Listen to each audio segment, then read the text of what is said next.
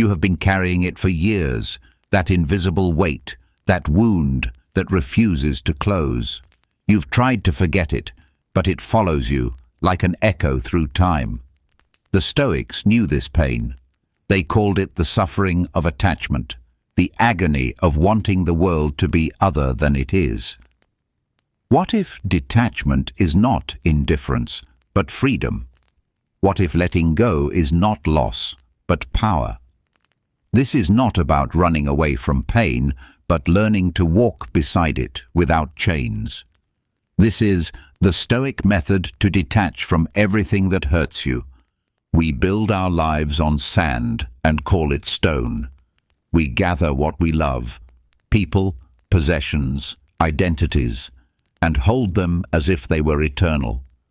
We know somewhere in the quiet parts of ourselves that nothing lasts. Yet we live as though everything will. This is the first illusion, and it is the root of nearly all our suffering. Marcus Aurelius, emperor and philosopher, wrote in his private journals what many of us dare not say aloud. Loss is nothing else but change, and change is nature's delight. He understood what we resist, that the universe operates on a principle of flux, not fixity. Rivers flow, seasons turn, bodies age, relationships evolve or dissolve.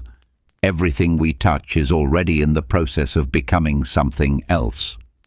The Stoics called this impermanence, and they did not speak of it with despair, but with clarity.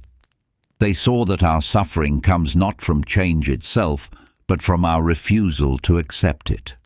We cling to moments that have already passed. We demand that people remain who they were years ago. We insist that circumstances bend to our will. And when they do not, when they cannot, we call it tragedy. Modern psychology has given us language for this ancient insight. Cognitive distortions, those habitual errors in thinking that psychologists identify, often stem from a single source: the belief that things should be different than they are. We catastrophize because we expected permanence. We feel betrayed because we assumed loyalty was guaranteed. We grieve not only what we have lost, but the future we imagined and can no longer have. Attachment theory deepens this understanding. From infancy, we learn to bond, to need, to depend. These attachments are not wrong, they are human. But when attachment becomes demand, when connection becomes possession, we transform love into suffering. We begin to believe that our well-being depends entirely on external conditions remaining stable. We forget that we existed before this person, this job, this identity. We forget that we can exist after. The existentialists saw this differently, but arrived at a similar truth. Jean-Paul Sartre wrote of the dread that comes from recognizing our own impermanence and the impermanence of meaning itself. For him, this was the vertigo of freedom, the terrifying realization that nothing is guaranteed, nothing is fixed, nothing is ordained. We are thrust into a world without inherent stability, and we must create meaning knowing it too will dissolve. But where the existentialists saw dread, the Stoics saw opportunity. If nothing is permanent, then nothing can truly be taken from us, because we never truly possessed it. We were merely borrowers, temporary stewards of moments and relationships. Marcus Aurelius practiced what he called premeditatio malorum, the premeditation of evils, not to cultivate pessimism, but to prepare his mind for the inevitable. He would imagine losing what he loved, not to suffer in advance, but to remember that it was never his to keep. Consider how we speak: my life, my partner, my success. The possessive pronoun betrays the illusion. We think ownership equals permanence. We think if we hold tightly enough, we can stop time. But look at your hand. Even as you close your fingers, what you grasp is already changing. The person you love today is not the person they were yesterday. The body you inhabit is not the body you had 10 years ago. Every cell is a stranger. Every moment is unrepeatable. This is not nihilism. This is precision. When we see impermanence clearly, we stop wasting energy on impossible demands. We stop insisting that the river flow backward. We stop blaming reality for being real. And in that moment of clear seeing, something shifts. The pain does not disappear, but it loosens its grip. We realize we have been fighting a battle that cannot be won, not because we are weak, but because the battle itself is against nature. Everything we love, we will lose. This is not a curse. This is a fact, neutral as gravity. The suffering comes from our pretense that it will not happen, that we are somehow exempt, that this time will be different. We construct elaborate fantasies of permanence and then feel devastated when reality refuses to participate in our delusion. The Stoics ask us to do something radical, to love fully while knowing that loss is certain, to commit completely while holding loosely, to value deeply without making our peace dependent on what we cannot control. This is not coldness, this is courage. This is the refusal to let the fear of loss prevent us from living, and the refusal to let the fact of loss destroy us when it comes. We are not taught this. We are taught to accumulate, to secure, to guarantee. We are taught that happiness means eliminating uncertainty, that love means eternal possession, that success means permanent arrival. And so we suffer, not because life is cruel, but because our expectations are impossible. The illusion of permanence is comfortable. It allows us to live as though we have infinite time, infinite chances, infinite stability. But it is a comfort that breeds complacency and, ultimately, catastrophe. When change comes, and it always comes, we are unprepared. We have built no resilience, cultivated no flexibility, developed no capacity to adapt. We have spent our energy building walls against the tide instead of learning to swim. What would it mean to live without this illusion? Not to become cynical or detached, but to become present. To see each moment as it is, complete, temporary, sufficient. To love each person knowing you are witnessing something that will not last. And to find in that very impermanence a reason to pay attention, to be tender, to be here now. This is where the Stoic path begins, not with answers, but with sight. Not with techniques for avoiding pain, but with the courage to see clearly what we have been avoiding. The illusion of permanence is the first thing we must release, not because permanence is evil, but because it is imaginary, and we cannot be free while we remain enslaved to fantasies. Pain is not suffering. This distinction is everything. Pain is the sensation of loss, the biological signal of threat or damage, the immediate response to what hurts. It is clean, direct, unavoidable. You touch fire, your hand recoils. You lose someone, your heart breaks. This is pain, and it is part of being alive. Suffering is what we add to pain. It is the story we tell, the meaning we assign, the identity we construct around the wound. Suffering is pain multiplied by resistance, magnified by judgment, prolonged by attachment. It is what happens when we refuse to let pain simply be what it is. Epictetus, who lived as a slave before becoming one of history's great teachers, understood this with unusual clarity. He taught that we are disturbed not by things, but by our judgments about things. The event itself is neutral. It simply happens. But then we interpret, evaluate, label, and assign significance. We decide what it means about us, about the world, about the future. And in that decision, suffering is born. Consider the architecture of suffering. It begins with perception. Something happens. A relationship ends. A diagnosis arrives. A plan fails. This is the raw event, the thing itself. Then comes judgment. This is terrible. This should not have happened. This means I am unworthy. The mind rushes to conclusions, to explanations, to predictions. It takes the present moment and extends it infinitely forward and backward, constructing a narrative of victimhood or failure. Next comes attachment. We cling to how things were or how we wanted them to be.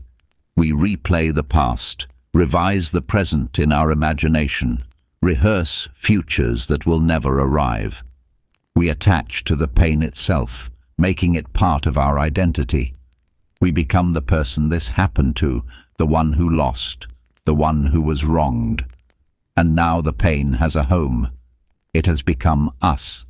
Finally, suffering crystallizes. What began as a moment of pain has become a permanent state. We no longer have a problem. We are a problem. We no longer feel hurt. We are broken. The temporary has been made eternal through the alchemy of the mind. Cognitive behavioral therapy has mapped this terrain with precision. Psychologists speak of emotional reasoning, the belief that because we feel something intensely, it must be true. We feel worthless, therefore we are worthless. We feel abandoned, therefore we are unlovable. The feeling becomes evidence, and we build our reality on emotional quicksand. They speak too of catastrophizing, that tendency to take a single event and extrapolate disaster. One rejection becomes proof that we will always be rejected. One failure becomes confirmation that we are failures. The mind, desperate for certainty, chooses the worst-case scenario and calls it truth. Better to know the worst, we think, than to live in uncertainty. But this is not knowledge. This is imagination mistaken for prophecy. The Stoics offered a different path, the dichotomy of control. Epictetus divided all of existence into two categories: what is up to us and what is not up to us. Our opinions, our choices, our responses, these belong to us. Everything else, outcomes, other people's actions, the past, the future, the facts of the world, these do not belong to us. To suffer over what we cannot control is to wage war against reality, and reality always wins. This is not resignation. This is precision. When we know what we can influence and what we cannot, we stop wasting energy on impossible battles. We stop demanding that the weather obey our preferences, that people read our minds, that the universe operate according to our sense of fairness. We focus instead on the only domain where we have power, our own minds. Think of pain as fire. Fire burns. This is its nature. If you place your hand in flame and hold it there, insisting that fire should not burn, you multiply your agony. The burning continues, and now you add to it the suffering of injustice, of outrage, of victimhood. Why me? This isn't fair. This shouldn't be happening. The fire does not care about your protest. It burns regardless. Your resistance does not change the fire. It only ensures that you suffer more. But if you understand fire, if you know its nature, respect its power, and remove your hand, you experience pain briefly, and then it ends. You do not make a story about the fire's malice or your unworthiness to live in a world with fire. You simply note, this burns, I will move. And you do. Suffering, then, is optional, not because pain can be avoided, it cannot, but because the layers we add to pain can be recognized and released. The judgments can be questioned. The attachments can be loosened. The stories can be rewritten or abandoned altogether. This is the Stoic method at its most practical. When pain arrives, pause. Notice the sensation. Notice the thought that arises about the sensation. Notice the judgment about the thought. Create space between the event and your response. In that space lies freedom. Seneca wrote that we suffer more in imagination than in reality. How much of your suffering is happening right now, in this moment, and how much is rehearsal and replay? How much is the actual sting of loss, and how much is the story of what this loss means, the fear of future losses, the shame of past mistakes? Strip away the elaboration, and what remains? Often, something far more manageable than we believed. Pain says, this hurts now. Suffering says, this will hurt forever. This proves I am broken. This means nothing good will ever happen again. Pain is specific, located, temporary. Suffering is vague, total, eternal. Pain can be endured. Suffering feels unendurable because we have made it infinite. The anatomy of suffering, once seen, becomes less mysterious. It is not a dark magic or a cruel fate. It is a process, mechanical and predictable. Perception leads to judgment. Judgment feeds attachment. Attachment generates resistance. Resistance creates suffering. And the whole cycle can be interrupted at any point by awareness, by the simple act of seeing what we are doing and choosing otherwise. This is not easy. We are habituated to suffering. We have practiced it daily for years or decades.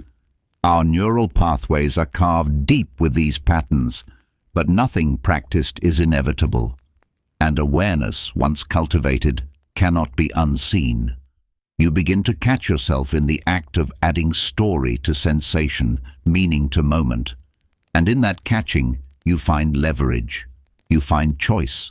You find the beginning of freedom.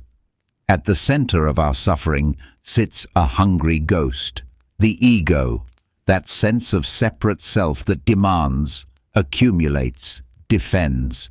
It is not satisfied with being. It must have. It must be seen. It must be confirmed, validated, made real through external proof. And so we attach.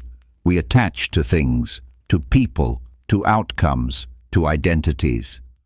We mistake possession for security and identification for existence.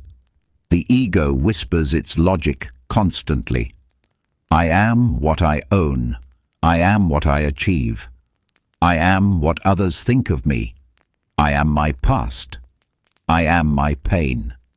It builds an identity from everything external and then lives in terror of losing any piece of it, because to lose the piece is to lose the self. This is why detachment feels like death. To the ego, it is death. To let go of the story, the role, the possession, the relationship feels like annihilation because we have confused these things with who we are. We have made ourselves out of what we have, and now we believe that without them we will cease to exist. But this is a confusion. You are not what you have. You are not even what you think about yourself. You are the awareness in which all of this arises.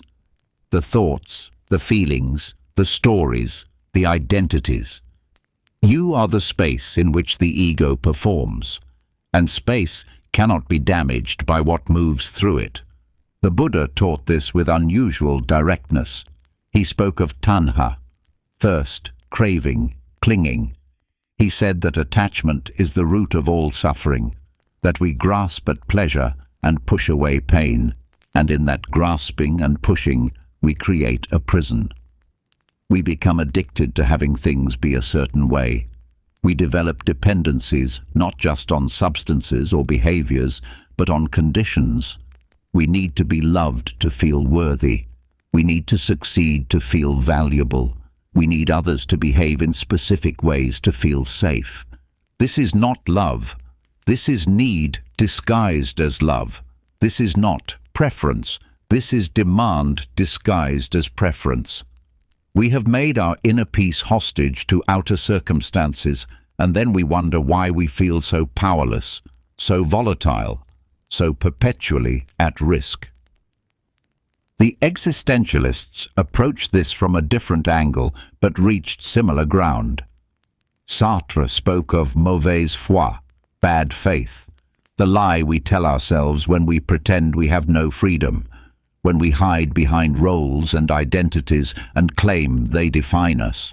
I had no choice. This is just who I am. I couldn't do otherwise. We use our identities as shields against the terrifying responsibility of choice. We become the victim, the martyr, the loyal one, the damaged one, and then we are absolved from having to choose differently. But this is false security. The ego builds these structures to protect itself, but they become prisons. We defend them desperately because we believe they are us, but in defending them, we lose our freedom. We cannot change, cannot grow, cannot let go, because to do so would be to betray the self we have constructed. Consider how much energy we expend maintaining these identifications. We curate our image. We defend our reputation. We insist on consistency even when it no longer serves us. We hold grudges because to forgive would mean admitting we were wrong about who we are. The wronged one, the one who doesn't forget. We reject opportunities because they don't match the story we've told about ourselves. We suffer in situations we could leave because leaving would contradict the identity we've invested in. The devoted one, the one who never quits. The ego's hunger is insatiable because it is trying to do the impossible, to make the impermanent permanent, to make the external internal, to make the conditional unconditional. It seeks absolute security in a universe that offers none. It seeks unchanging identity in a body and mind that are in constant flux. It seeks to be definitively loved, validated, confirmed, to finally gather enough proof that it can rest. But enough never comes. The hunger does not subside. It only demands more. Attachment, then, is not about affection or care. You can love deeply without attachment. You can value greatly without clinging. Attachment is the demand that things remain as they are, that people behave as we need them to, that circumstances align with our requirements. It is love mixed with need, care mixed with control, appreciation mixed with possession. When we attach to a person, we stop seeing them as they are and begin seeing them as we need them to be. We project our requirements onto them. We make our well-being dependent on their behavior. And then, when they inevitably fail to meet the impossible standard of completing us, we feel betrayed. But they did not betray us. We betrayed ourselves by outsourcing our peace to another person. When we attach to an outcome, we make our worthiness conditional. Success means we are valuable. Failure means we are not. We forget that we existed before this goal, that we will exist after, that our being is not contingent on results. We gamble our entire sense of self on variables we cannot control, and then we wonder why we live in fear. When we attach to an identity, I am the successful one, the healthy one, the reliable one, we become rigid. We cannot fail, cannot get sick, cannot change without losing ourselves.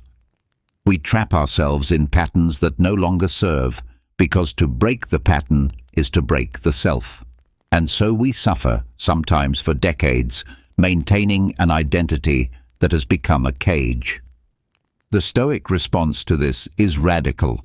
Identify with nothing. Or more precisely, identify only with your capacity to choose, to reason, to respond. You are not your body, though you have one. You are not your emotions, though you feel them. You are not your thoughts, though you think them. You are not your circumstances, though you exist within them. You are the awareness that witnesses all of this, the will that chooses how to engage with all of this. This is not detachment through dissociation. This is not numbing or checking out. This is the recognition that you are larger than any single element of your experience. You contain multitudes. You are not diminished by loss because nothing external ever enlarged you. You were whole before you gained anything. You remain whole after you lose everything. The ego resists this teaching with everything it has because the ego knows that this teaching, if truly understood, ends its tyranny. It will create fear, doubt, urgency. It will insist that without it, you will be nothing. It will paint detachment as cold, as uncaring, as a kind of death. But the ego is not your friend. It is a tool that has become a master. It was meant to help you navigate the social world, to maintain continuity of memory, to coordinate action. But somewhere along the way, we mistook the tool for the self. We let the servant become the king, and now we suffer under its rule, under its endless demands and defenses and terrors. To detach is to dethrone the ego, not to destroy it, but to return it to its proper place, to stop taking its fears as truth, its demands as needs, its identifications as reality. To remember that you are not the character in the story. You are the awareness in which the story unfolds, and from that awareness you are free to rewrite any chapter, to release any attachment, to walk away from any prison the ego has built. This is the hunger we must see, not the natural hunger for connection or meaning or beauty, but the ego's hunger for permanence, for control, for absolute security in an insecure world. And seeing it, we can finally stop feeding it. We can finally be free. What we resist persists. What we fight follows. What we push away pushes back harder. This is one of the great paradoxes of the human condition. The very act of struggling against our pain often ensures that the pain endures. We think if we resist strongly enough, refuse completely enough, we can make the unwanted thing disappear. But resistance is not release. Resistance is a form of attachment. Attachment through opposition. When you resist an emotion, you keep your attention locked on it. When you resist a memory, you rehearse it constantly. When you resist a reality, you give it power over you. You become defined by what you're fighting against. The thing you hate becomes the organizing principle of your life. Marcus Aurelius understood this. He wrote, "The impediment to action advances action. What stands in the way becomes the way." He was speaking of obstacles, but the principle applies to suffering as well. When we resist our pain, we make it unmovable. When we accept it, we allow it to flow through us and eventually past us. This is amor fati, the love of fate, perhaps the most misunderstood and most powerful of Stoic concepts. It does not mean pretending to enjoy what hurts. It does not mean toxic positivity or forced gratitude. It means accepting what is, as it is, without the added layer of wishing it were otherwise. It means saying to reality, "This is what has happened. I did not choose it, but I will not waste my life fighting facts." Modern psychology has arrived at similar conclusions through different routes. We now understand that emotional repression does not eliminate emotion, it buries it alive. The suppressed feeling does not disappear. It goes underground, where it gathers force and emerges later in distorted forms. Chronic anxiety, inexplicable rage, psychosomatic illness, sabotaging behaviors. What we do not process, we become. Emotional regulation, the healthier alternative, is not about control through force. It is about acknowledgement, about allowing feelings to arise and pass without being consumed by them or controlled by them. It is about creating space for the emotion rather than warring with it. The feeling comes, you notice it, you name it, you breathe with it, and eventually it goes, not because you defeated it, but because you stopped giving it something to push against. Seneca observed that we suffer more in imagination than in reality. Much of our pain is pain about pain, the meta-suffering of resisting what we feel. We feel grief, and then we feel shame about grieving. We feel afraid, and then we feel weak for feeling afraid. We feel angry, and then we feel guilty for feeling angry. We create layers upon layers until the original pain is buried under a mountain of secondary suffering, all created by our resistance to what is. Consider how exhausting this is. Imagine holding your arm straight out, holding a weight. At first, it's manageable, but hold it for minutes, hours, days. The weight does not increase, but your suffering does. The problem is not the weight, it's the holding. The problem is not the pain, it's the refusal to let it rest, to let it be, to let it pass. Resistance manifests in many forms. Sometimes it is direct denial. This isn't happening. This can't be real. Sometimes it is rationalization. If only I had done something different, this wouldn't have occurred. Sometimes it is projection. Someone must be blamed. Someone must pay.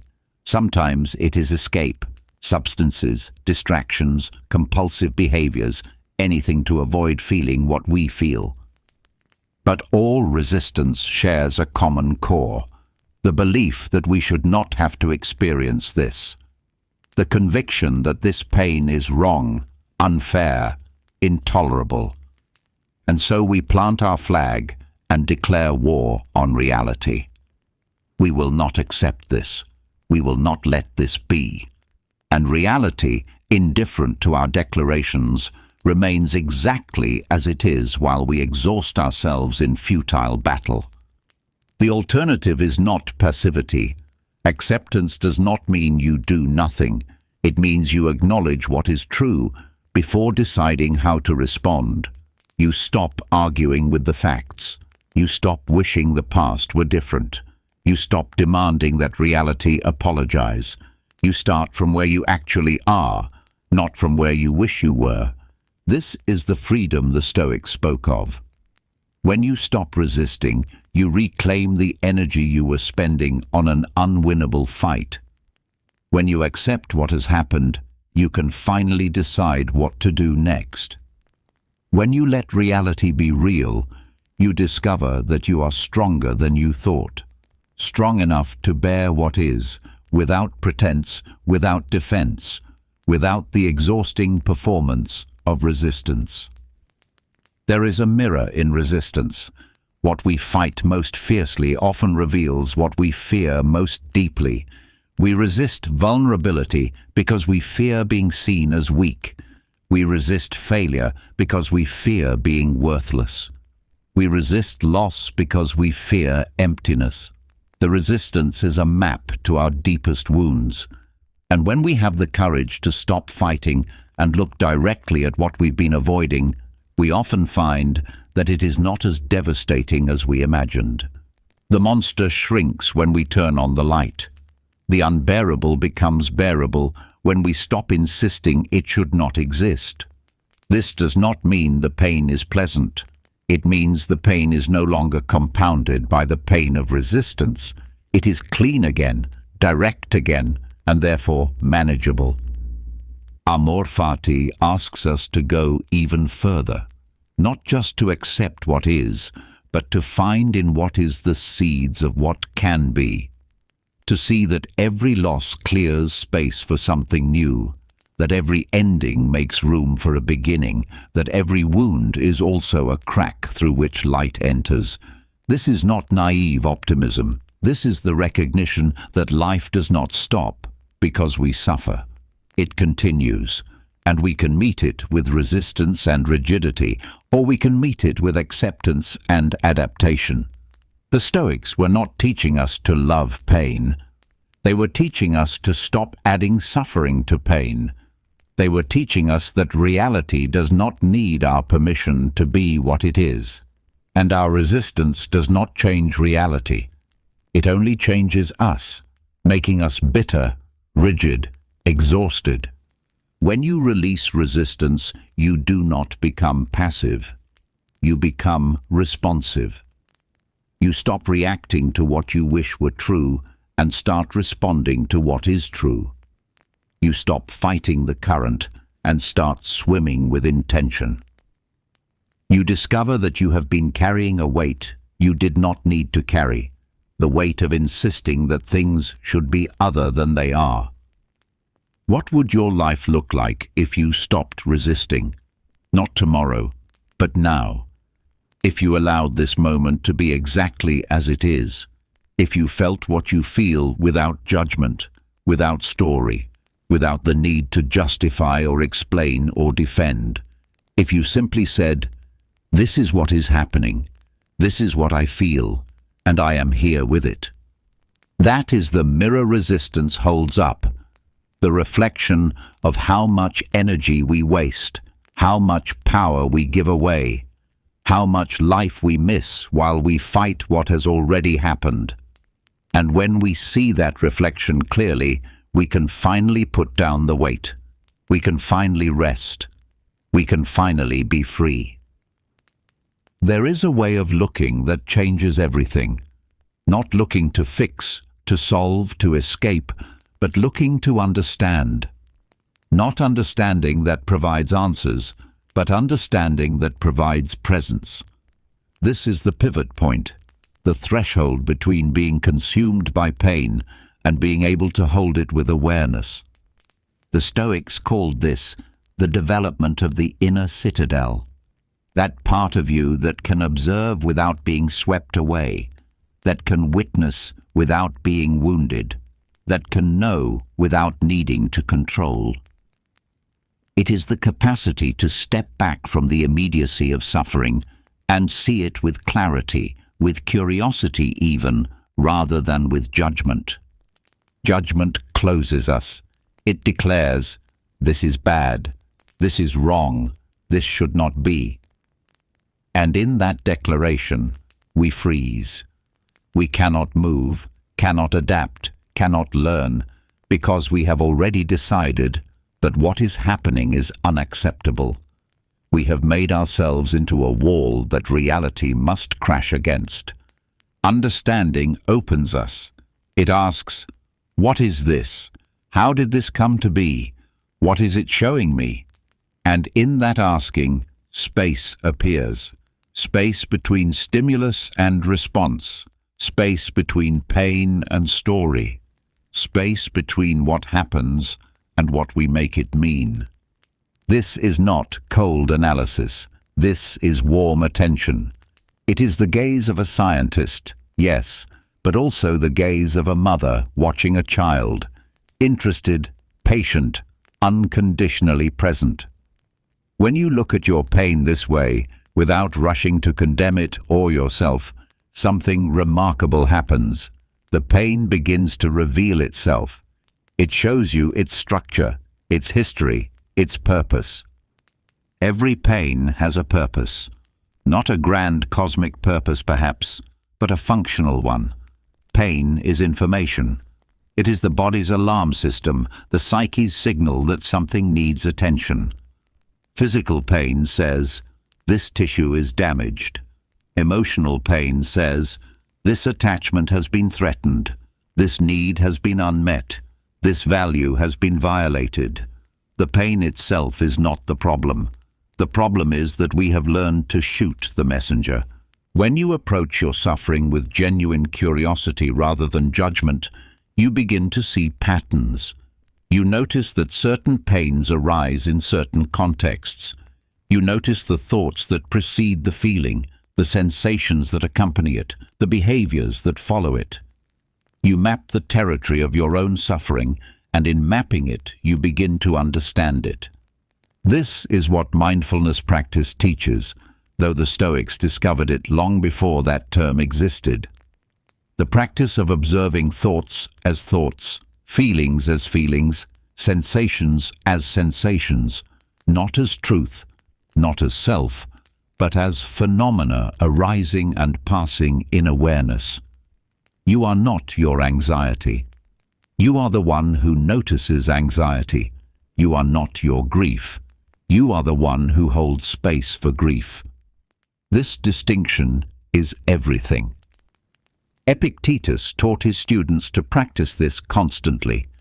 When a difficult emotion arose, he instructed them to say to it, "You are just an impression, and not at all what you seem to be." Not to dismiss the feeling, but to see it accurately. To recognize that what feels like an existential catastrophe is often just a thought, creating a feeling, creating a reaction. And thoughts can be examined. Feelings can be felt without being obeyed. Reactions can be chosen rather than automatic. This practice creates what psychologists now call metacognition, the ability to think about thinking, to be aware of awareness itself. It is the cultivation of the observer self, that part of you that remains clear and calm even when emotions are turbulent. It does not mean you do not feel. It means you do not become what you feel. You experience the storm without believing you are the storm. When you understand without judgment, you also grant yourself compassion. You see that you are not broken for feeling what you feel. You are not weak for struggling. You are human, responding humanly to difficult circumstances. The judgment that says I should be over this by now, or I shouldn't feel this way, this judgment is another layer of suffering, another form of resistance. When you release it, what remains is simpler. This is hard. I am feeling this. It is okay to feel this. This is not self-pity. Self-pity is judgment disguised as compassion. It says this is happening to me because I am special in my suffering, because the universe is unfair, because I deserve better. True compassion is larger than that. It says, this is part of the human experience. Suffering is a thread in the fabric of life. I am not alone in this, even when it feels lonely. Pain, when understood without judgment, begins to lose its power to define you. It is still painful. Understanding does not make it pleasant, but it no longer has the quality of catastrophe. It is information, sensation, experience. It comes, it peaks, it passes. Even when it comes again, you know now that it passes. You have seen it do so. You have survived it before. You will survive it again. The Stoics practiced this understanding daily. Marcus Aurelius would write in his journal, describing his thoughts and feelings with unflinching honesty, but also with detachment. He observed himself the way a naturalist observes a bird, with interest, with precision, without condemnation. He saw his anger, his grief, his frustration, and he noted them. And in noting them, he freed himself from being controlled by them. This is the practice we are invited into, to become students of our own suffering, not to fix it immediately, not to transcend it prematurely, but to understand it fully. To sit with it as you would sit with a puzzle, interested in how the pieces fit together, to ask it questions, When did you begin? What triggers you? What do you need? What are you protecting me from? Often, when we ask these questions with genuine openness, the pain reveals that it is trying to help. The anxiety is trying to keep us safe. The anger is trying to protect our boundaries. The grief is honoring what mattered. These are not enemies. These are parts of ourselves trying, often clumsily, to ensure our survival and well-being. When we understand them, we can work with them rather than against them. This chapter is a transition. We have examined the nature of pain, its structure, its causes, the illusions that amplify it, the resistance that perpetuates it. Now we stand at a threshold. We understand what we are facing. We see it clearly, perhaps for the first time. We have stopped judging it, stopped demanding it be different, stopped adding story to sensation. And in this clarity, in this space of understanding without judgment, we find the ground from which real change becomes possible. We find the inner citadel, that place within us that cannot be invaded by circumstance, that remains steady even when everything else shakes. We find the observer self, calm and clear, able to witness suffering without being consumed by it. The Stoics tell us that this observer, this capacity for clear seeing, is our greatest power. Not power over the world, which is impossible, but power over our response to the world, which is absolute. This is where freedom begins, not in the absence of pain, but in the presence of understanding, not in escaping what hurts, but in learning to hold it without being destroyed by it. Pain is not the enemy. Attachment is the glue that keeps it near, and understanding is the solvent that dissolves that glue. When we see clearly, when we understand deeply, when we witness without judgment, we discover that we are larger than our pain. We contain it. It does not contain us. This is the foundation. Everything that follows builds on this: the practice of detachment, the cultivation of agency, the reclaiming of peace. But it all begins here, with the simple radical act of seeing what is true and allowing it to be true without adding suffering to pain. We are ready now. We understand the nature of what we face. We have developed the capacity to observe it clearly. The path forward opens before us, and we are prepared to walk it. Detachment is not what you think it is. It is not coldness. It is not indifference. It is not the shutting down of the heart or the numbing of feeling. Detachment is not running away from life. It is running toward clarity. It is the difference between being swept away by the current and learning to swim. It is the difference between being possessed by your emotions and possessing yourself. The word itself misleads us. We hear detachment and imagine distance, removal, a kind of death while living. But the Stoics meant something entirely different. They meant freedom. They meant the capacity to engage fully with life without being destroyed by what life contains. They meant love without possession, care without control, presence without panic. This is radical acceptance. Not acceptance as surrender, but acceptance as clear sight. It is the recognition that reality does not require your approval to exist.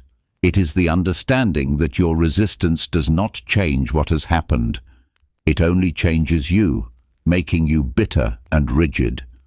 Radical acceptance says, "This is what is. I may not like it. I may work to change it. But I will not pretend it is not real." Marcus Aurelius, Emperor of Rome during plague and war and betrayal, practiced this daily. He would wake before dawn and remind himself of what the day might bring. Difficult people, disappointment, pain, loss. He did not do this to become pessimistic. He did this to become prepared. He understood that surprise amplifies suffering. When we expect life to be easy and it is not, we feel doubly wounded, once by the difficulty itself and once by the violation of our expectations. This practice is called premeditatio malorum, the premeditation of adversity. It sounds grim, but it is profoundly liberating. When you have already imagined loss, when you have already sat with the possibility of failure, when you have already contemplated your own mortality, these things lose their power to shatter you. You have already met them in your mind. You have already survived them in imagination. And so when they arrive in reality, you are not caught unprepared. This is not morbidity. This is wisdom. The person who never thinks about death is not more alive. They are more fragile. The person who never imagines loss is not more loving. They are more afraid. Radical acceptance means accepting the full spectrum of what it means to be human, including the parts we would rather deny. The obstacle is the way. This phrase, made famous by Ryan Holiday, but drawn directly from Marcus Aurelius, captures the Stoic insight that our problems are not separate from our path. They are the path. The difficulty is not an interruption of your life. It is your life teaching you what you need to learn. The pain is not a deviation from growth. It is the mechanism of growth. When you accept this, truly accept it, something shifts. You stop asking, "Why is this happening to me?" and start asking, "What is this here to teach me?" You stop waiting for the obstacle to be removed before you can be happy, and you start finding your happiness in how you meet the obstacle. You stop demanding that reality be different, and you start becoming different within reality. This requires practice. Acceptance is not a switch you flip, it is a muscle you build. The Stoics gave us exercises, practices to train the mind for this radical acceptance. One practice is voluntary discomfort. Deliberately choose difficulty. Fast when you could eat, sleep on the floor when you could sleep in comfort, walk in the cold without a coat, not as punishment, but as training. You teach your body and mind, "I can endure this. Discomfort will not destroy me. I am stronger than my circumstances." When you practice being uncomfortable, when real hardship comes, you are not shocked by it. You have built resilience through choice. Another practice is negative visualization. Each day, imagine losing what you value most.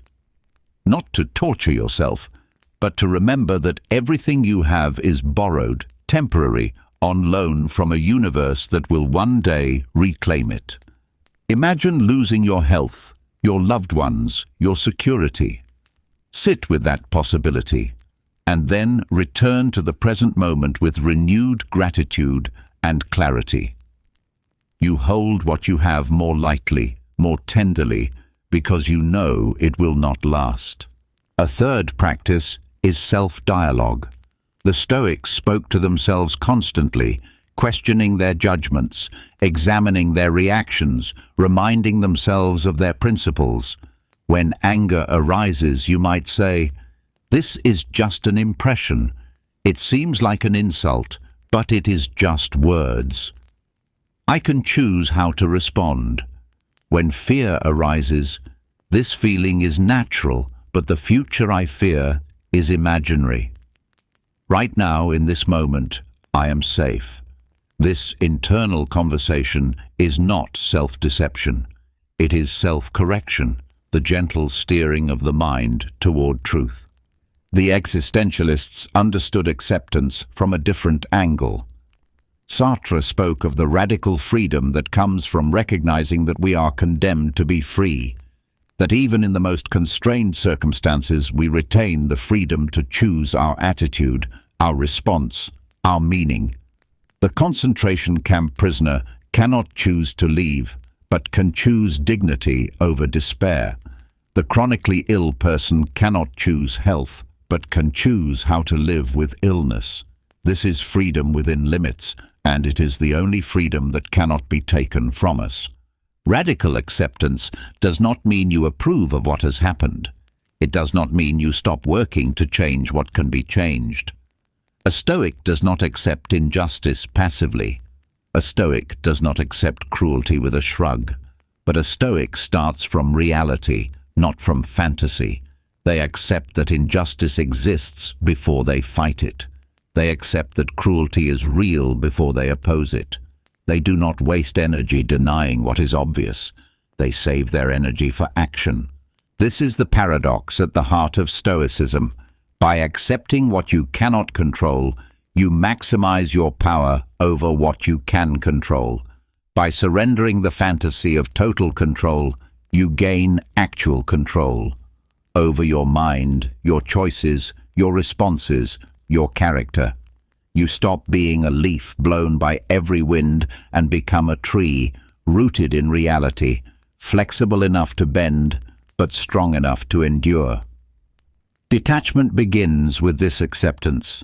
You cannot let go of what you refuse to see. You cannot release what you will not acknowledge. The first step toward freedom is admitting what is true. You are in pain. You have been hurt. You have lost something that mattered. This is real. This is happening. And no amount of denial, distraction, or resistance will change it. But here is what radical acceptance also reveals. You are still here. You are still breathing. You are still capable of choice.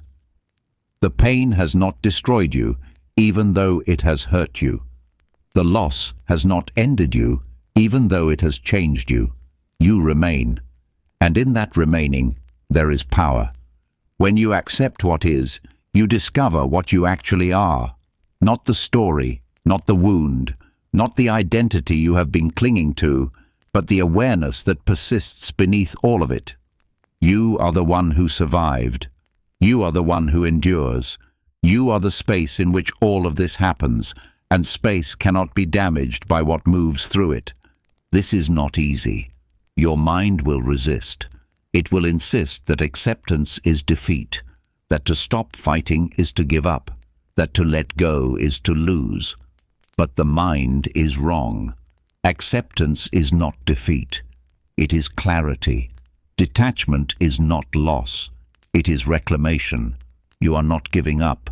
You are waking up. The Stoics called this living in accordance with nature. Not your personal preferences, not your ego's demands, but the nature of reality itself. Things change. People leave. Bodies fail. Plans collapse. This is not a flaw in the universe. This is the universe operating exactly as it should. When you align yourself with this truth, when you accept the fundamental impermanence and uncontrollability of existence, you stop fighting an unwinnable war. You stop exhausting yourself in protest. You start living. Radical acceptance is the threshold of detachment. It is the moment you stop pretending. The moment you stop demanding that life apologize for being what it is. The moment you take reality's hand and say, I see you. I may not like you, but I see you, and I will meet you as you are, not as I wish you were. From this place, everything becomes possible. Not easy, but possible. You can grieve without being destroyed by grief. You can fail without being defined by failure. You can lose without losing yourself. Because you have accepted the one truth that changes everything. You cannot control what happens, but you can always control what you do with what happens. This is the practice. This is the path. This is where detachment truly begins, not in the absence of feeling, but in the presence of acceptance. Not in numbness, but in clarity. Not in withdrawal, but in the courage to see what is real and to stand steady within it. Imagine your hand closed into a fist, gripping something precious. You hold so tightly that your knuckles turn white, your muscles ache, your arm trembles from the effort. You believe that if you release your grip, even slightly, you will lose what you hold. But look closer. The very act of gripping so tightly is crushing what you are trying to protect. The harder you hold, the more damage you do. This is attachment, and letting go does not mean opening your hand and dropping what you hold. It means loosening your grip enough that you can finally see what you are holding, and whether it is worth the pain of holding it this way. The art of letting go is not a single dramatic gesture. It is a practice, repeated daily, sometimes moment by moment.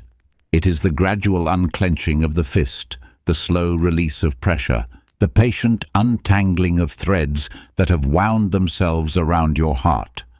The first step is identification. What are you clinging to? This requires honesty, and honesty is harder than it sounds.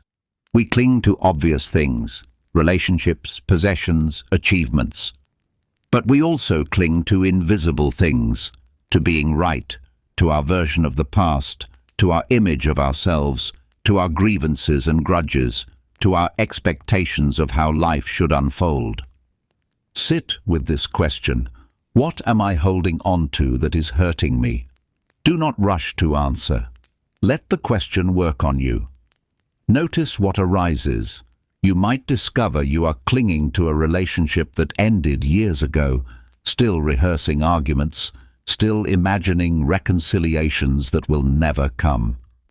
You might discover you are clinging to a version of yourself that no longer exists. The younger you, the healthier you, the you before loss changed everything. You might discover you are clinging to anger because releasing it would mean admitting that your suffering served no purpose. Once you identify what you cling to, examine its necessity. Ask yourself, what do I believe will happen if I let this go? Often we discover that we are holding on not because we want what we have, but because we fear what we believe will happen if we release it. We hold on to resentment because we believe it protects us from being hurt again. We hold on to control because we believe it keeps us safe. We hold on to old identities because we believe we will disappear without them. But these beliefs are rarely true. When you examine them closely, you find they are not facts but fears. And fears, once seen clearly, begin to lose their power. The Stoics understood that letting go is not about pretending you do not care. It is about choosing where to direct your care. Epictetus taught that we should invest our emotional energy only in what we can control. Everything else, outcomes, other people's choices, the past, the future, should be held lightly. Not because these things do not matter, but because clinging to them produces suffering without producing results. This is the practice of reframing. You take what you have been holding and you look at it from a different angle. The relationship that ended, instead of clinging to what was lost, can you honor what was given? The opportunity that passed, instead of mourning what might have been, can you acknowledge what you learned from wanting it? The version of yourself that no longer exists. Instead of grieving who you were, can you welcome who you are becoming? Reframing is not denial. It is not forcing yourself to see the positive where there is only pain. It is the recognition that every situation contains multiple truths, and you get to choose which truths you focus on. You can focus on abandonment, or you can focus on survival. You can focus on what was taken, or you can focus on what remains. Both are true, but one keeps you trapped, and one sets you free. Letting go also requires action, not just contemplation. You cannot think your way out of attachment. You must practice release in small, concrete ways. If you are clinging to a relationship that has ended, this might mean removing reminders. ceasing to check their social media, redirecting your thoughts when they drift toward them. If you are clinging to an identity that no longer serves you, this might mean trying something new, something that the old you would never have done, proving to yourself that you are more than you thought. These actions are not about forgetting, they are about creating space. Space for something new to emerge, space for healing to occur, space for you to discover who you are when you are not defined by what you have been holding. The emotional rhythm of letting go moves in waves. First comes pain, the raw ache of acknowledging what you have been holding and what it has cost you. This pain is necessary. Do not rush past it. Feel it fully. Let it teach you what it needs to teach you. Then comes confrontation, the moment when you must choose. Will you continue holding, knowing the cost, or will you begin the work of release, knowing the fear? This is the pivot point. This is where courage is required. Not the courage to do something dramatic, but the courage to do something different. To try loosening your grip just slightly and see what happens. Finally comes the soft release. Not all at once, but gradually.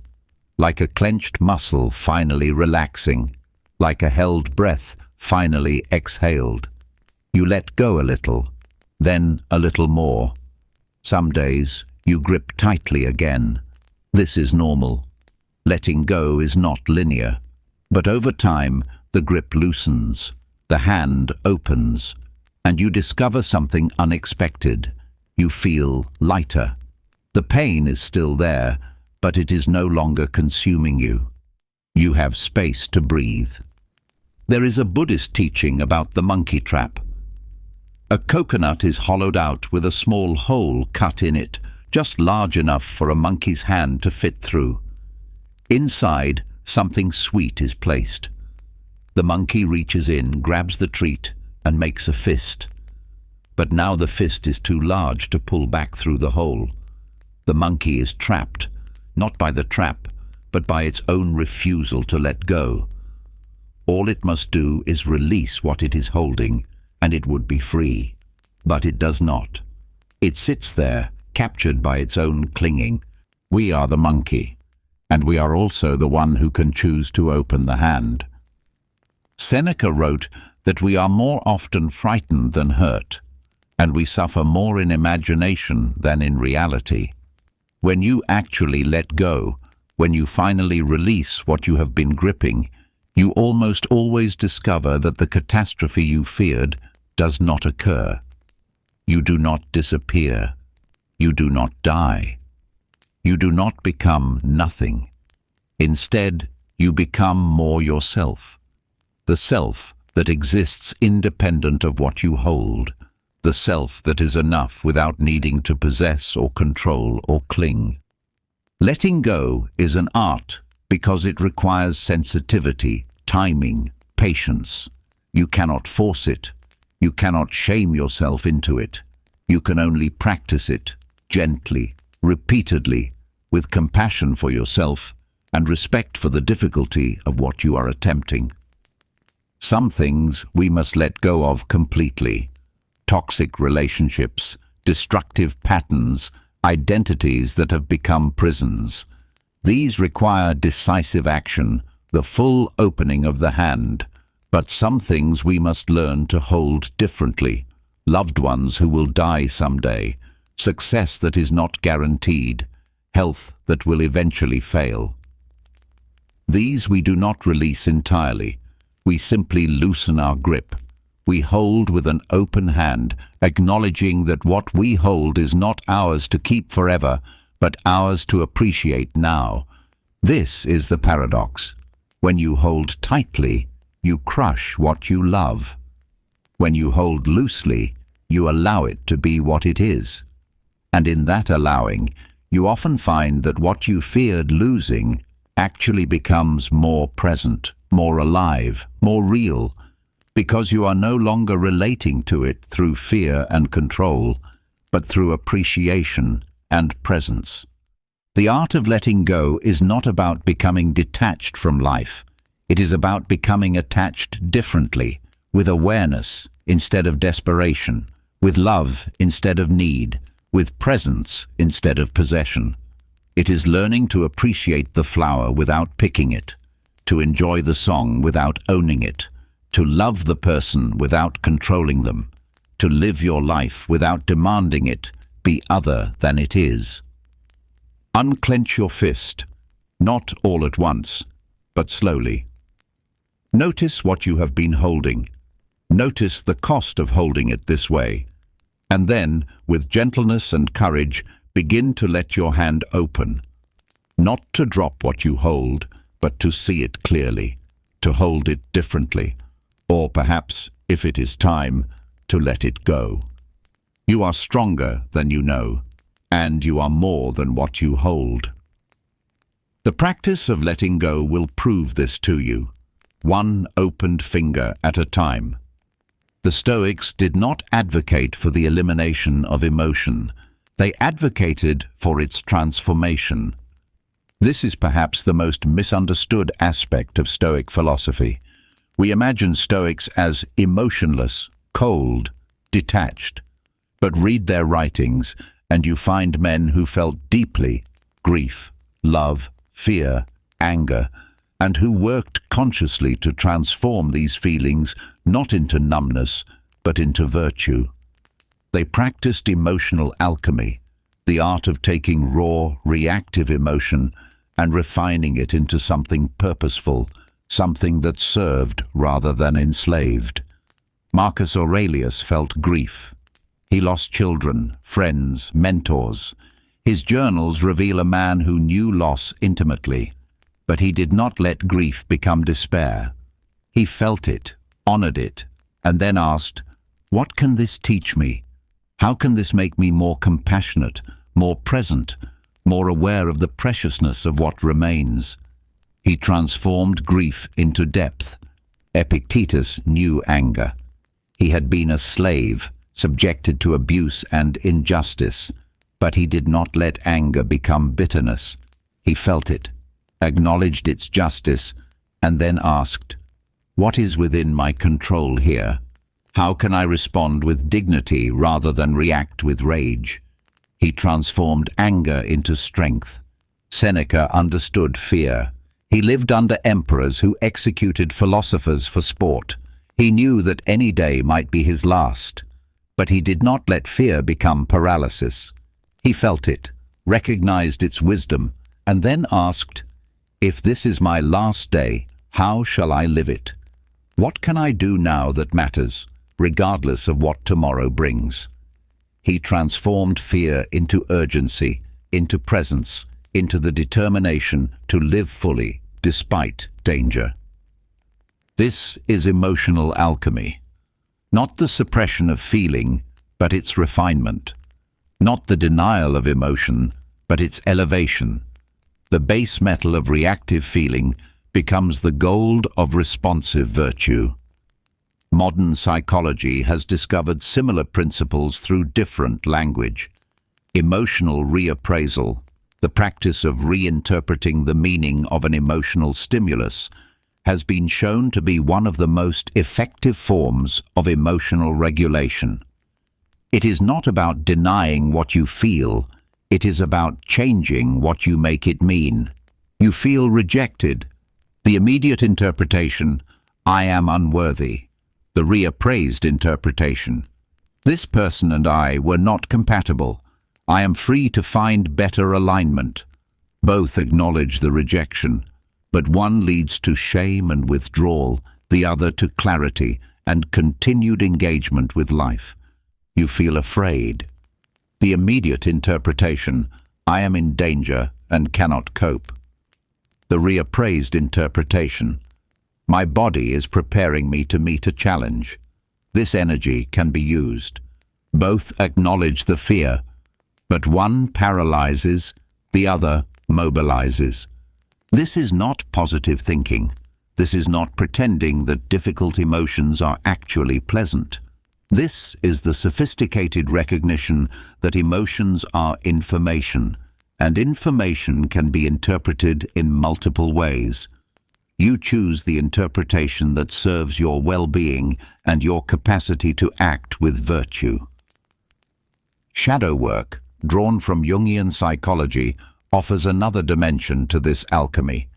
Carl Jung taught that what we repress does not disappear. It goes into the shadow, the unconscious parts of ourselves that we refuse to acknowledge. There it grows powerful and distorted, emerging in destructive ways: projection, compulsion, self-sabotage. The alchemical response is integration. You bring the shadow into light. You acknowledge the anger you have been denying, the grief you have been avoiding, the fear you have been repressing. You look at these feelings directly and ask, what are you trying to tell me? What do you need? How can you serve rather than sabotage? Often, shadow emotions contain tremendous energy. The anger you have been afraid to feel might be protecting important boundaries. The grief you have been pushing away might be honoring deep love. The fear you have been trying to eliminate might be guiding you toward necessary caution. When you integrate these emotions rather than repress them, you reclaim their power. You transform enemies into allies. The Stoics understood this intuitively. They did not seek to become emotionless. They sought to become appropriately emotional, to feel what was proportionate to the situation, to respond rather than react, to use emotion as a tool rather than be used by it. This requires what we might call tranquil courage, the capacity to feel deeply without drowning, to remain present with intense emotion without being consumed by it, to acknowledge pain without being defined by it, to honor grief without being destroyed by it, to respect fear without being paralyzed by it. This is not Stoicism with a lowercase s, the popular meaning of emotional suppression. This is Stoicism with a capital S, the philosophical practice of emotional mastery through understanding, acceptance, and transformation.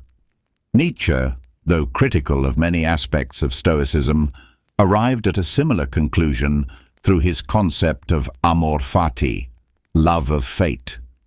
To love your fate is not to pretend it is all good. It is to embrace all of it, the pain and the pleasure, the loss and the gain, the difficulty and the ease, as necessary to who you are.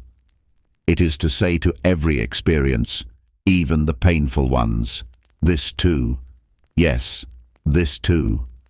I will not reject any of it, because all of it has made me. This is the ultimate alchemy, transforming fate itself from enemy to teacher. When you can look at your suffering and say this was necessary, this taught me what I needed to learn. This made me who I needed to become, not as rationalization, but as genuine recognition. You have turned lead into gold. The practice of emotional alchemy requires daily work. It is not a destination, but a discipline. Each time emotion arises, you have a choice: react or respond. React, and you are possessed by the emotion. Respond, and you possess it. The gap between these two is awareness, a few seconds of pause, of breath, of recognition. This is anger arising. This is fear manifesting. This is grief moving through me. In that recognition, space appears, and in that space, choice becomes possible. You can feel the anger and ask, what boundary has been violated? How can I address this with clarity rather than rage? You can feel the fear and ask, what am I afraid of? Is the danger real? What would courage do here? You can feel the grief and ask, what am I honoring through this pain? How can I allow this while still living? This is tranquil courage. You do not become less feeling. You become more skilled at feeling. You do not eliminate emotion. You refine it. You take the raw material of reactive feeling and shape it into something that serves your values, your relationships, your growth. The ancient Stoics trained themselves in this through meditation, through journaling, through constant self-examination. Modern practitioners can do the same. Each evening, review your day. When did I react? When did I respond? When was I possessed by emotion? When did I possess it? What can I learn? How can I practice better tomorrow? This is not about perfection. No Stoic achieved perfect emotional mastery. Marcus Aurelius himself wrote in frustration about his own struggles with anger and judgment. But the practice itself is transformative. Each time you pause, each time you choose awareness over reaction, each time you reframe or integrate or respond with virtue, you strengthen that capacity. You become more skilled at alchemy. The emotions themselves become lighter, not because they are less intense, but because they move through you more easily. You feel them fully but briefly. They come, they teach, they go. You do not hold on to them. You do not identify with them. You allow them to be weather passing through the sky of your awareness. This is freedom, not freedom from feeling, but freedom within feeling. You can be angry without being ruled by anger. You can be sad without being imprisoned by sadness. You can be afraid without being paralyzed by fear. You feel everything, but nothing owns you. The promise of emotional alchemy is this: you can transform suffering into wisdom, pain into strength, fear into courage, grief into love. Not by denying what you feel, but by consciously choosing what you do with what you feel. The raw material remains the same, but what you make of it, that is entirely within your power. This is the Stoic path. This is the practice of detachment at its most subtle and most powerful. You do not detach from emotion. You detach from being possessed by emotion. You remain free to feel everything while being enslaved by nothing. Solitude is the crucible in which detachment is forged, not loneliness, that aching absence of connection, but solitude, the chosen state of being with oneself. It is in solitude that we discover whether we have truly let go, or whether we have simply distracted ourselves from what we are still holding. It is in solitude that the work of detachment is tested and refined. We fear solitude. We fill every moment with noise, conversations, screens, stimulation, anything to avoid being alone with our own minds. We fear what we will find there, the pain we have been avoiding, the questions we have been refusing to answer, the emptiness we have been trying to fill with externals. We fear that if we are truly alone, we will discover we are nothing. But the Stoics knew differently. They knew that solitude is not the absence of everything, but the presence of yourself. And they knew that you cannot truly detach from what hurts you until you can bear your own company without distraction or defense. Marcus Aurelius wrote, "Nowhere can man find a quieter or more untroubled retreat than in his own soul." He ruled an empire, commanded armies, navigated endless political intrigue. He was surrounded by people constantly, bombarded with demands. Yet he understood that his true refuge was internal, accessible anywhere, but requiring the courage to turn inward. This inward turn is not escape. It is confrontation. In solitude, you meet yourself without the masks you wear for others, without the roles you perform, without the distractions you use to avoid looking directly at what you are and what you feel. You sit with the raw truth of your experience, and this requires tremendous courage. Consider the examples of those who found this courage in extremity. Viktor Frankl, imprisoned in Auschwitz, discovered that even in the most brutal external circumstances, the one freedom that could not be taken was the freedom to choose his inner attitude. Surrounded by death and degradation, he found solitude not in physical space, there was none, but in the space of his own mind. He practiced detachment, not from the horror, he witnessed it fully, but from being destroyed by it.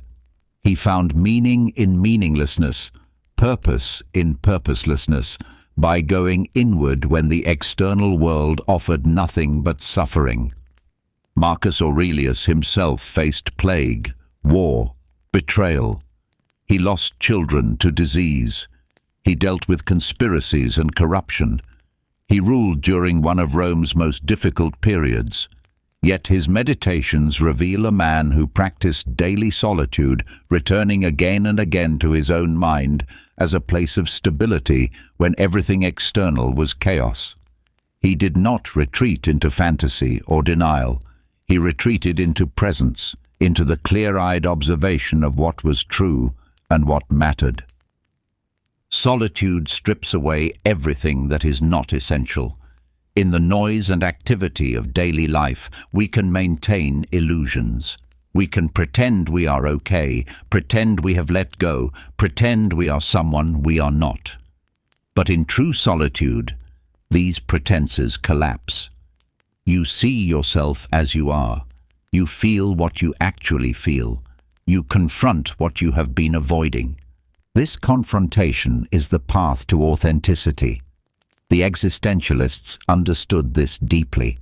Heidegger spoke of Eigentlichsein, authentic being, which requires facing your own existence directly, without the comfort of losing yourself in the they, the anonymous crowd whose opinions and expectations allow you to avoid the responsibility of becoming yourself. Kierkegaard wrote of the anxiety that comes from recognizing yourself as a responsible, choosing individual rather than simply a role player or a product of circumstance. This anxiety is uncomfortable, even terrifying, but it is also the doorway to genuine selfhood. You become real only when you can stand alone, when your sense of worth and identity does not depend on constant external validation. This is why solitude is essential to detachment.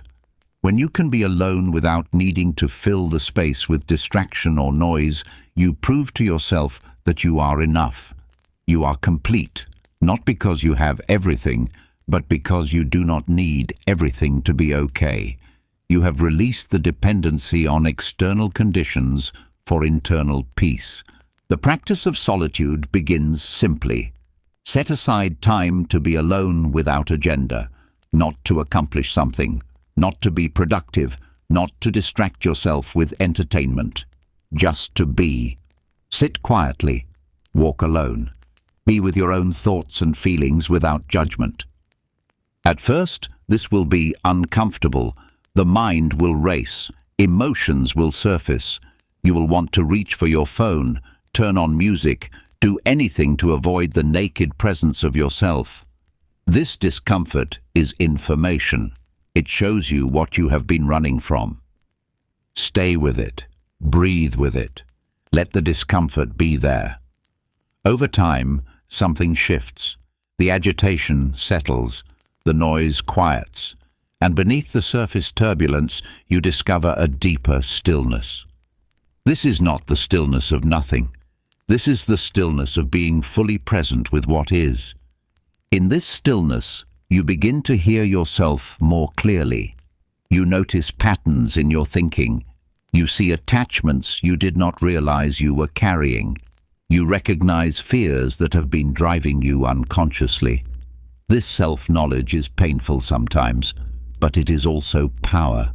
You cannot release what you cannot see. Solitude also teaches you the difference between aloneness and loneliness. Loneliness is the feeling that something is missing, that you are incomplete without connection. It is neediness projected into absence. Aloneness is simply the state of being with yourself. It is neutral or even peaceful. When you have practiced detachment, aloneness loses its sting. You are not less because you are alone. You are simply yourself, which is sufficient. This does not mean you do not value connection. The Stoics valued friendship and community deeply, but they valued them from a place of wholeness, not need. They connected because they chose to, not because they had to in order to avoid themselves.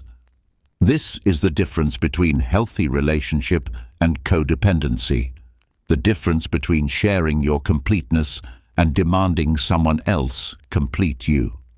The courage to be alone is also the courage to face mortality. In solitude, you cannot avoid the fact that you will die, that everything you know will end, that you came into this world alone and will leave it alone. This is existential solitude, and it is the deepest test of detachment. When you can face your own mortality without panic or denial, when you can sit with the reality that nothing lasts and no one is permanent, you have achieved a profound freedom. Death loses its power to terrorize you. Loss loses its power to destroy you. You accept the fundamental aloneness of existence, and in accepting it, you transcend it. This is not morbid. This is realistic. You are always, in a sense, alone. Alone in your consciousness, alone in your experience, alone in your death. But this aloneness is not emptiness. It is sovereignty. It is the recognition that you are complete in yourself, that your being does not depend on external validation or constant companionship. From this place of sovereign aloneness, you can truly connect with others, not from need, but from choice, not from fear of abandonment, but from genuine appreciation. You can love without clinging, engage without depending, care without controlling, because you know that even if every connection ended tomorrow, you would still be whole. This is the quiet strength that solitude cultivates, not the strength of domination or force, but the strength of self-possession, the strength to stand steady when everything external is unstable, the strength to face your own mind without flinching, the strength to be enough even when you have nothing and no one but yourself. The practice of solitude is a practice of coming home, not to a place, but to yourself. And when you are truly home in yourself, you can move through the world without being constantly pulled off center by circumstances. You carry your stability with you. You are your own refuge. This is the courage the Stoics cultivated. This is what enabled them to face exile, imprisonment, death itself without being broken. They had found in solitude what could not be taken from them: their own minds, their own capacity to choose their response, their own unshakable center. You have this capacity too. It requires only that you stop running, that you turn inward, that you sit with yourself in all your imperfection and complexity and pain, and say, "This is who I am. This is what I feel. This is what I am working with. And it is enough. I am enough." In solitude, you meet yourself. And in meeting yourself fully, you discover that you were never truly alone. You have always had yourself. And that, in the end, is the only companionship you can truly count on, the only presence that will never leave, the only relationship that lasts from birth until death. Be alone. Practice it. Let it teach you. Let it forge you into someone who does not need the world to be different in order to be okay. This is not isolation. This is liberation. This is the courage to stand in your own presence without shame or fear or the need to be anything other than what you are. The past is memory. The future is imagination. Neither exists. The only moment that is real, the only moment in which you have any power, the only moment you can actually inhabit, is this one. Now, this is not philosophical poetry. This is practical truth. Every moment you spend dwelling in the past or anxious about the future is a moment you are not here, not alive to what is actually happening. And it is in this split of attention, this constant flight from the present into what was or what might be, that much of our suffering lives. The Stoics understood this with crystalline clarity. Marcus Aurelius wrote, "Confine yourself to the present, not as restriction, but as liberation." The present moment is manageable. The present moment can be met. It is when we add the weight of past regrets and future fears that we become overwhelmed. Think about your actual experience. When you are anxious, what are you anxious about? Almost always, something that has not yet happened, something that might happen, something you are imagining. The present moment right now is usually manageable. You are breathing, you are reading, you are here. The catastrophe is not in the now. It is in your projection of what might come. When you are consumed by regret or resentment, what are you focused on? Something that already happened, something that cannot be changed, something that exists only in memory. The present moment offers you the opportunity to choose differently, to move forward, to be someone new. But you cannot access that opportunity while your attention is trapped in the past. This is why practicing presence is essential to detachment. You cannot let go of what hurts you while you keep rehearsing it, replaying it, projecting it into your future. You must learn to return to now, again and again, as many times as it takes. Mindfulness, though the term has become trendy and sometimes trivialized, points to an ancient practice that the Stoics knew well. John Kabat-Zinn, who brought mindfulness into Western medicine and psychology, defined it as paying attention in a particular way, on purpose, in the present moment, and non-judgmentally. This is precisely what the Stoics practiced, though they used different language. To be mindful is to notice what is actually happening rather than what you think is happening, what you fear is happening, what you wish were happening. It is to observe your thoughts as thoughts, your feelings as feelings, your sensations as sensations, not as truth, not as commands, but as passing phenomena in awareness. The practice is simple, but not easy. You bring your attention to something immediate. Your breath, your body, the sounds around you, the feeling of your feet on the ground. Inevitably, your mind wanders. You notice a thought about the past or future. You follow it, getting lost in the story. Then you notice that you have wandered, and you gently return your attention to the present. This return is the practice, not the achieving of some constant state of presence that is impossible for humans, but the repeated choice to come back. Each time you notice you have drifted and choose to return, you are strengthening your capacity to live in reality rather than in the stories about reality. Epictetus taught his students to apply this moment by moment. Make the best use of what is in your power and take the rest as it happens. What is in your power? This moment, this breath, this choice. Right now. Everything else is either past or future, either beyond your control or not yet real. Why waste your precious attention on it? This is not about ignoring responsibilities or failing to plan. The Stoics were not impractical dreamers. They planned, they prepared, they acted with foresight. But they did their planning in the present moment, then released attachment to specific outcomes. They did what they could with what they had, and then accepted whatever resulted. There is a profound freedom in this. When you are fully present, the weight of time collapses. You are not carrying the accumulated burden of every past mistake and every future worry. You are simply here with this now. And this moment, almost always, is bearable. Even when it contains pain, it is specific pain, located pain, real pain that can be met and moved through, not the endless, vague suffering of imagined catastrophes. The present is also the only domain of agency.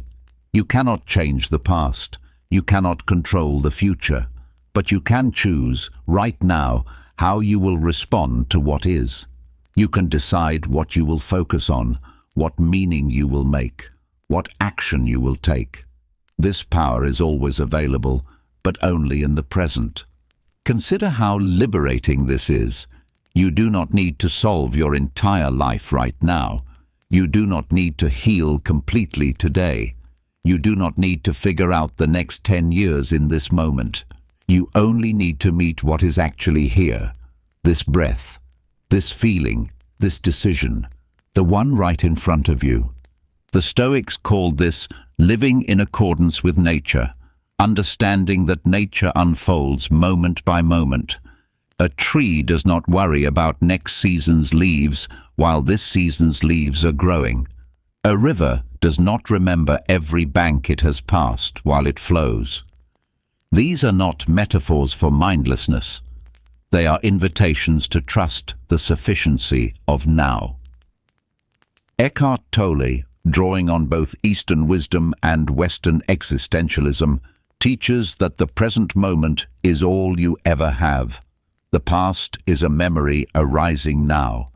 The future is a thought happening now. Even these things, memory and imagination, can only be experienced in the present. To resist the present moment, to wish it were different, to live anywhere but here, is to reject the only life you actually have. This practice of presence is especially powerful when applied to suffering. When you are in pain, whether physical or emotional, notice what happens when you bring your attention fully into the present moment. The mind wants to make the pain mean something. This will never end. This proves something terrible about me. This is unbearable. But these are thoughts about the pain, stories about the pain. They are not the pain itself. What is the actual sensation right now? Where is it located? What is its quality? When you investigate with genuine curiosity, staying with the direct experience rather than the story, you often find that the sensation itself, while unpleasant, is more manageable than the narrative surrounding it. The same applies to difficult emotions. Anxiety can feel overwhelming when you're thinking, I cannot handle this. What if this gets worse? What if I fall apart? But if you bring your attention to the present, right now, I am breathing. Right now, I am safe. Right now, I can feel this sensation in my chest and let it be there. The emotion often becomes less consuming. It is still there, but it is no longer everything. This is not avoidance. This is precision. You are meeting what is actually happening rather than being swept away by what you fear might happen. You are experiencing reality rather than being tortured by imagination. The practice can be formalized through meditation, through dedicated time of simply sitting and returning attention to the breath, to the body, to the present. This trains the mind like an athlete trains the body, building capacity through repetition. But the practice is also informal, woven through daily life. When you are washing dishes, wash dishes. Feel the water, notice the sensations. Be with the actual experience rather than thinking about what comes next. When you are walking, feel your feet touching the ground. Notice the air on your skin. See what is actually around you. When you are talking with someone, listen fully rather than planning your next response or thinking about something else. Each of these small moments of presence is a practice of detachment. You are detaching from the constant mental commentary, from the endless stream of judgment and planning and reminiscing. You are choosing to be here instead of lost in thought, and the more you practice this, the more natural it becomes. The Stoics lived this practice not as retreat from life, but as full engagement with it. When Marcus Aurelius was governing, he governed. When he was with his family, he was with them. When he was alone with his thoughts, he was fully there. He did not waste his life in distraction or in the fantasy that some other moment would be better. He extracted the full value from each moment by being present to it. This is the integration of everything we have explored. Radical acceptance happens in the present. Letting go happens in the present. Emotional alchemy happens in the present. Solitude is presence with yourself. All of these practices converge here in the simple, profound act of being where you are, when you are. Detachment is not about living outside reality. It is about living fully within reality, within the only moment that is real. It is about releasing the illusion that happiness lives in the past you cannot change or the future you cannot control, and recognizing that peace is always and only available now. The practice is this. When you notice you have drifted into past or future, into story or imagination, return. Return to your breath. Return to your body. Return to what is actually here. No judgment, no frustration, just the gentle repetition of coming back. This is living. This is freedom. This is detachment in its most practical form. Not a distant philosophical ideal, but a choice you can make right now, and now, and now again. The choice to be here. The choice to meet what is. The choice to stop running from this moment in search of a better one, and to discover that this moment, exactly as it is enough. You have this power. You have always had it. You need only remember to use it. Come back to now. This is where your life is. This is where your freedom is. This is where everything that matters is actually happening. Return to the present, again and again. This is the practice. This is the path. This is how detachment becomes not a theory, but a lived reality. And in living this way, moment by moment, breath by breath, you discover that you have been looking for peace in all the wrong places. It was never in the past that went the way you wanted, never in the future that might go differently. It was always here, in the present moment, waiting for you to arrive.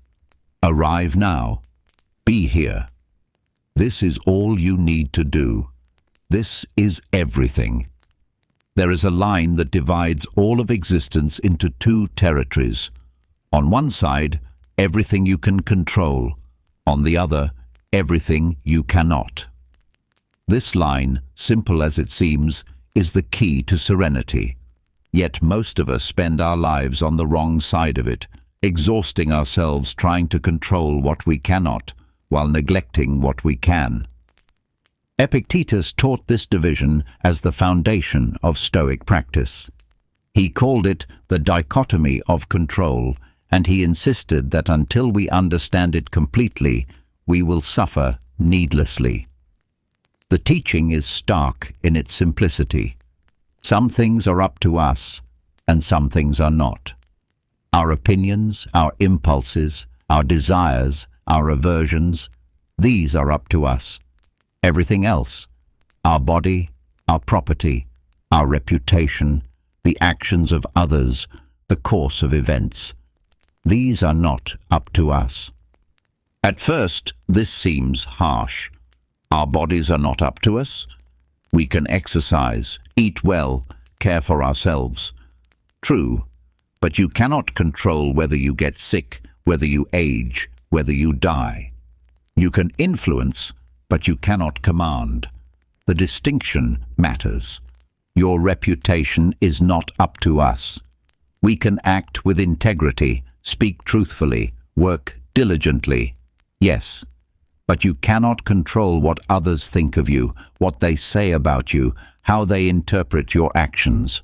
You can influence, but you cannot dictate. And the suffering comes from forgetting this difference. When you invest your peace in what you cannot control, you become a leaf in the wind, blown by every change in circumstance, every shift in fortune, every opinion of others. You are at the mercy of the world.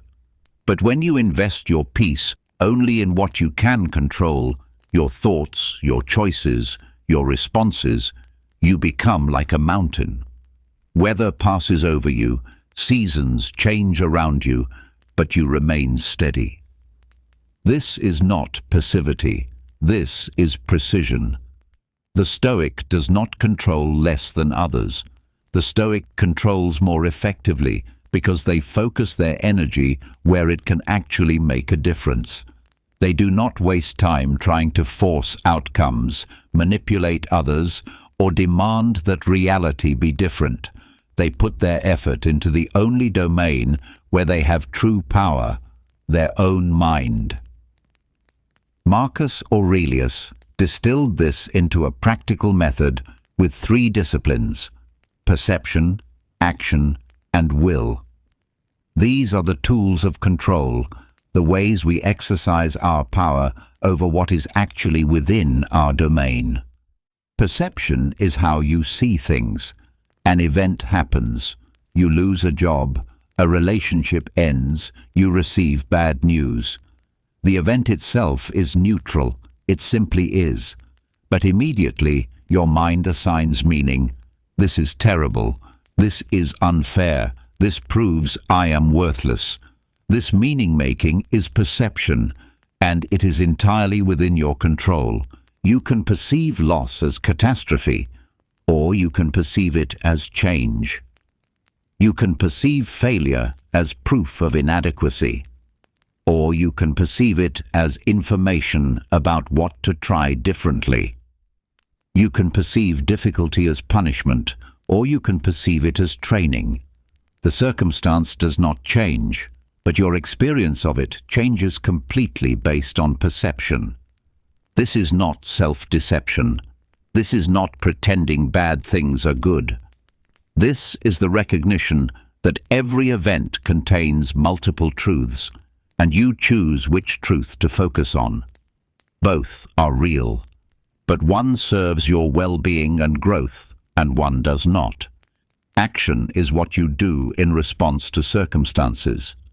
You cannot control what happens to you, but you can control how you respond. This is where your power lives, not in preventing difficulty, but in meeting it with virtue, with courage, with wisdom, with justice, with temperance. When someone wrongs you, you cannot control their action, but you can control whether you respond with revenge or with dignity. When you face a setback, you cannot control the setback, but you can control whether you give up or persist. When you encounter opportunity, you cannot guarantee the outcome, but you can control whether you take the chance or let fear paralyze you. The Stoics taught that virtue is the only true good because it is the only thing entirely within your control. External things, health, wealth, reputation, these can be taken from you. But your character, your choices, your integrity, these remain yours as long as you claim them. You can lose everything and still act with virtue. You can have everything and act without it. This is the power no circumstance can strip from you. Will is your capacity to accept what you cannot change while working to change what you can. It is the synthesis of perception and action. Will says, I see clearly what is. I act virtuously in response. I accept the outcome, whatever it may be, without bitterness or regret. This is amor fati in practice. Not just accepting fate, but willing it. Not just saying I can bear this, but saying I would not have it any other way, because this is what is making me who I need to become. Will is the strength to face reality without flinching and to continue choosing your response even when circumstances are unrelenting. Living by this dichotomy of control changes everything. You stop arguing with reality. You stop demanding that people behave as you prefer. You stop insisting that outcomes align with your expectations. You recognize that the universe is not consulting you about how it should operate, and you stop expecting it to. This brings a profound calm. Not the calm of having everything go your way, but the calm of knowing that your peace does not depend on everything going your way. You discover that serenity is not a circumstance. It is a practice. It is the daily, hourly, moment-by-moment choice to focus on what you can control and release what you cannot. When you feel yourself becoming agitated, anxious, angry, ask, what am I trying to control that I cannot control? Almost always, you will find that you are demanding something beyond your domain. You are insisting that someone else change, that an outcome be guaranteed, that the past be different. And the moment you recognize this, you can choose differently. You can return your attention to your actual domain, your perception, your action, your will. This is the Stoic serenity, not absence of challenge, but clarity about where your power lies, not elimination of difficulty, but focus on response rather than circumstance, not control over the world, but mastery of yourself. The paradox is that when you stop trying to control what you cannot, you often gain more influence. When you stop needing specific outcomes, you act more freely, more creatively, more boldly. When you stop demanding that others be different, you often inspire change through your example. When you focus on controlling yourself, you become more effective in the world, not because you control more, but because you waste no energy on what you cannot control. This is discipline, but it is also liberation. You are no longer at the mercy of every shift in fortune. You are no longer dependent on circumstances aligning perfectly for you to be at peace. You carry your serenity with you because it is rooted in something that cannot be taken, your capacity to choose your response. The Stoics lived this in the most extreme circumstances. Epictetus was a slave, yet he was freer than his master because he controlled what mattered, his mind. Marcus Aurelius was an emperor, yet he knew that his power over others was nothing compared to his power over himself. Seneca faced exile and death, yet he remained serene because he had already decided what mattered and what did not. You have this same capacity. You have this same choice. In every moment you can ask, what here is actually within my control? What can I do with this? How can I meet this with virtue? And in asking these questions, in returning again and again to your actual domain of power, you build the serenity that no circumstance can shatter. This is the freedom the Stoics promised.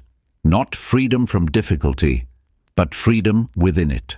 Not control over life, but control over how you live.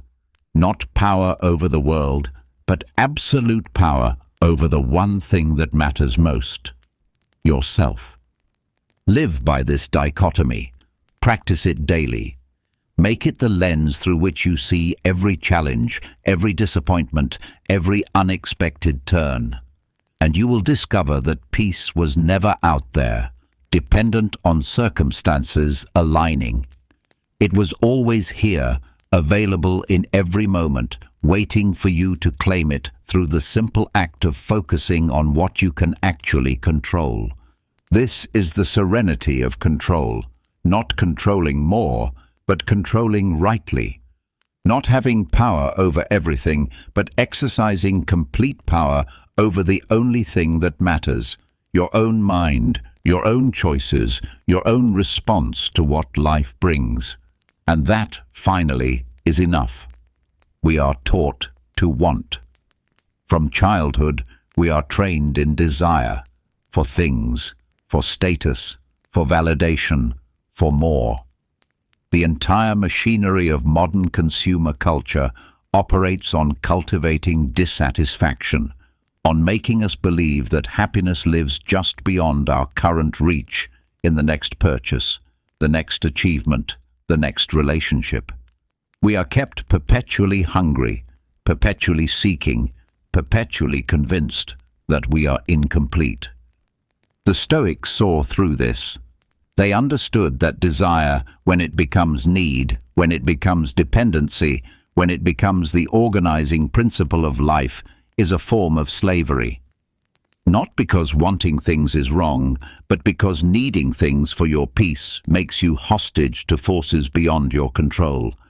This is apatheia, often mistranslated as apathy, but meaning something entirely different. Not the absence of feeling, but freedom from destructive passions. Not emotional numbness, but emotional sovereignty. It is the state of being moved by preference rather than driven by compulsion, of choosing based on values rather than reacting based on cravings. Seneca wrote, "It is not the man who has too little, but the man who craves more, that is poor." This is not a condemnation of wanting comfort or beauty or pleasure. This is the recognition that if your peace depends on having more, you will never have enough. The target constantly moves. Today's luxury becomes tomorrow's necessity, and the hunger persists. Consider how this operates in your life. You want a promotion, believing it will bring satisfaction. You get it, and the satisfaction lasts days, maybe weeks. Then you want the next level. You want a relationship, believing it will complete you. You find one, and it brings joy, but also new anxieties, new dependencies, new ways to suffer if it ends. You want possessions, experiences, achievements, each carrying the promise of lasting fulfillment, each delivering only temporary pleasure before the hunger returns. This is the hedonic treadmill that psychologists describe, the tendency to return to a baseline level of happiness regardless of positive or negative events. We achieve what we wanted and immediately recalibrate our expectations upward. We lose what we had and, after adjustment, return to baseline. The external circumstances change constantly, but our contentment remains elusive because we have anchored it to conditions rather than to a way of being. The Stoic response is radical: want nothing, or more precisely, need nothing. Prefer things, enjoy things, work toward things, but do not make your peace dependent on having them. When you need nothing, everything becomes a gift. When you depend on nothing external for your well-being, you are finally free. This is not asceticism for its own sake. The Stoics were not advocating poverty or joylessness. Marcus Aurelius lived in luxury as emperor. Seneca was wealthy, but they held their comforts lightly. They enjoyed what they had while knowing they could live without it. They extracted pleasure from life without being enslaved to it. The practice is to examine every desire and ask, do I prefer this or do I need this? Can I be okay if I do not get it? Can I be okay if I lose it? If the answer is no, if your peace genuinely depends on this external thing, you have found a source of suffering. Not because you will necessarily lose it, but because you have given something outside yourself the power to determine your inner state. Modern consumer psychology deliberately cultivates this dependency. Advertising works by creating artificial needs, by convincing you that you are incomplete without the product, that your life is inadequate without the experience, that you are falling behind without the status marker. It manufactures dissatisfaction and sells temporary relief, knowing that the relief will fade and you will return hungry again. Emotional dependency operates similarly. We are taught to need validation, to require approval, to depend on others' opinions for our sense of worth. We make our emotional state hostage to how others treat us, what they think of us, whether they love us as we wish to be loved. And so we suffer when they disappoint us, not because they have actually damaged us, but because we have given them power over our peace. The alternative is not isolation or self-sufficiency in the sense of needing no one. The alternative is secure independence, the capacity to value connection without needing it for your survival, to appreciate love without depending on it for your worth, to enjoy companionship without requiring it to feel complete. When you need nothing, you can finally receive everything with open hands. You can love without clinging. You can enjoy without grasping. You can want without demanding. You are free to prefer, free to work toward what you value, free to feel disappointed when things do not go as hoped, but never destroyed, never shattered, never dependent on circumstances aligning for you to be okay. This is the freedom the Stoics cultivated. Epictetus lived with almost nothing and was content. When his lamp was stolen, he simply decided to replace it with an earthenware one that no one would bother stealing. He needed nothing that could be taken. Marcus Aurelius, surrounded by wealth and power, reminded himself constantly that these things were not his, that he was merely their temporary custodian, that he could lose them all and still retain what mattered, his capacity to choose virtue. The practice of freedom from desire begins with gratitude for what is, not gratitude as a technique to get more, that is just desire disguised, but genuine appreciation for the sufficiency of now. You have breath, you have consciousness, you have this moment. Everything else is surplus, temporary, gift rather than guarantee. It continues with voluntary simplicity, not poverty, but the deliberate choice to live with less than you could, to discover that you need less than you think. Fast occasionally. Give things away. Practice being without comforts you have come to take for granted, not as punishment, but as education. You are teaching yourself. I am okay without this. I am more resilient than I knew. I am not as dependent as I believed. It deepens with the recognition that every attachment is also a vulnerability. Whatever you cannot lose without being destroyed owns you. This does not mean you should not care about anything. It means you should care without making your well-being conditional on keeping what you care about. Hold everything loosely. Love deeply, but without possession. Enjoy fully while it lasts, and be prepared to continue when it ends. The Stoics understood that freedom from desire is not the elimination of preference. You will still prefer health to sickness, comfort to discomfort, success to failure. These preferences are natural and reasonable. The practice is to not let preference become demand, to not let wanting become needing, to not let disappointment become devastation. When desire no longer controls you, when you need nothing for your peace, something remarkable happens. You become powerful. Not powerful in the sense of controlling others or circumstances, but powerful in the sense of being uncontrollable by them. You can pursue your goals without fear paralyzing you, because failure will not destroy you. You can love without anxiety consuming you, because loss will not end you. You can engage fully with life because your peace does not depend on life going the way you want. This is not cold. This is not distant. This is warm presence without desperate clinging. This is genuine engagement without existential dependency. This is the capacity to want things deeply while knowing that you do not need them to be whole. When you need nothing, everything becomes a gift. The sunrise you did not earn, the breath you did not purchase, the moment of connection you did not control, all of it freely given, all of it temporarily borrowed, all of it enough exactly as it is. This is freedom. Not freedom to have everything, but freedom from needing anything. Not the fulfillment of every desire, but the dissolution of desire's tyranny.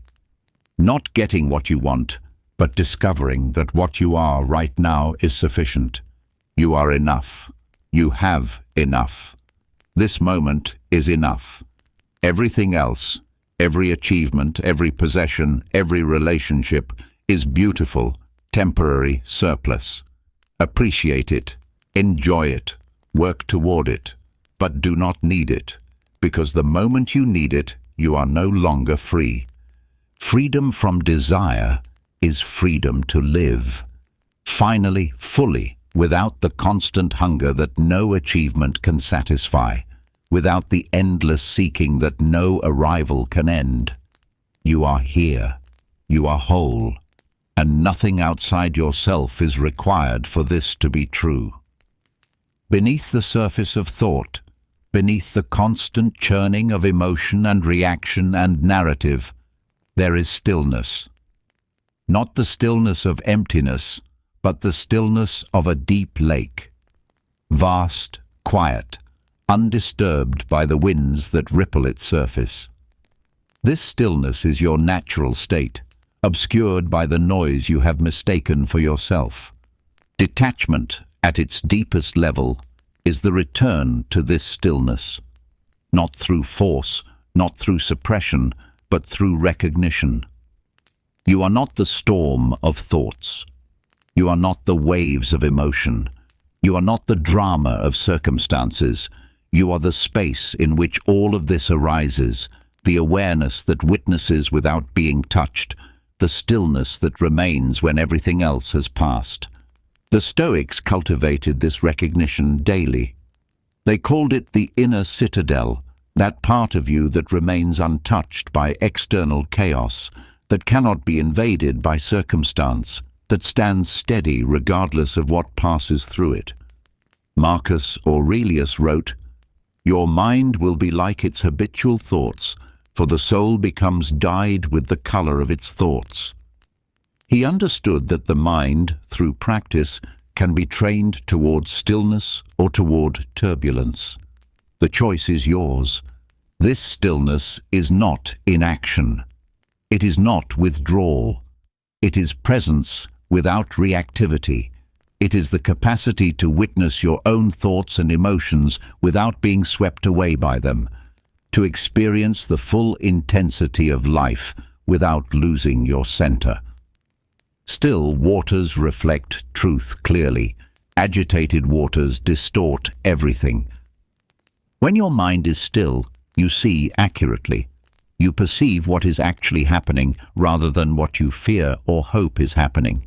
You respond to reality rather than to your projections onto reality. You act from clarity rather than from compulsion. This is power, not power to control the world, but power to remain yourself regardless of what the world does. The practice of stillness begins with breath. Simple, unglamorous, essential. The breath is always in the present moment. It is always available. When the mind spins with worry or regret, when emotions threaten to overwhelm, you can return to breath. Notice it, feel it, follow it. Not to escape what you feel, but to anchor yourself in what is real while you feel it. Gradually, with practice, you begin to notice the space between thoughts. The gap, however brief, in which nothing is happening except awareness itself. This gap is the doorway to stillness. At first, It appears for only a moment before the next thought rushes in, but you have seen it. You know it exists, and you begin to recognize that this gap, this space, this stillness, this is more you than the thoughts that come and go. The existentialists approach this from the angle of meaning-making. Viktor Frankl, drawing on his experience in concentration camps, taught that between stimulus and response there is a space. In that space lies our freedom to choose. The stimulus, the circumstance, the insult, the loss, happens. The response, our action, our interpretation, our emotional state, comes next. But between them, however briefly, there is a moment of choice. This is the gap. This is the stillness. This is where we are most ourselves. When you cultivate stillness, you expand this gap. You create space between what happens and how you respond. You are no longer a puppet of circumstance, jerking automatically to every pull of the string. You become conscious, deliberate, free. The event occurs. You witness it from stillness. You choose your response. This is mastery. But stillness is not numbness. This distinction is crucial. Numbness is the shutting down of feeling, the deadening of sensation, the attempt to feel nothing in order to avoid pain. Stillness is the opposite. It is the capacity to feel everything without being overwhelmed by anything.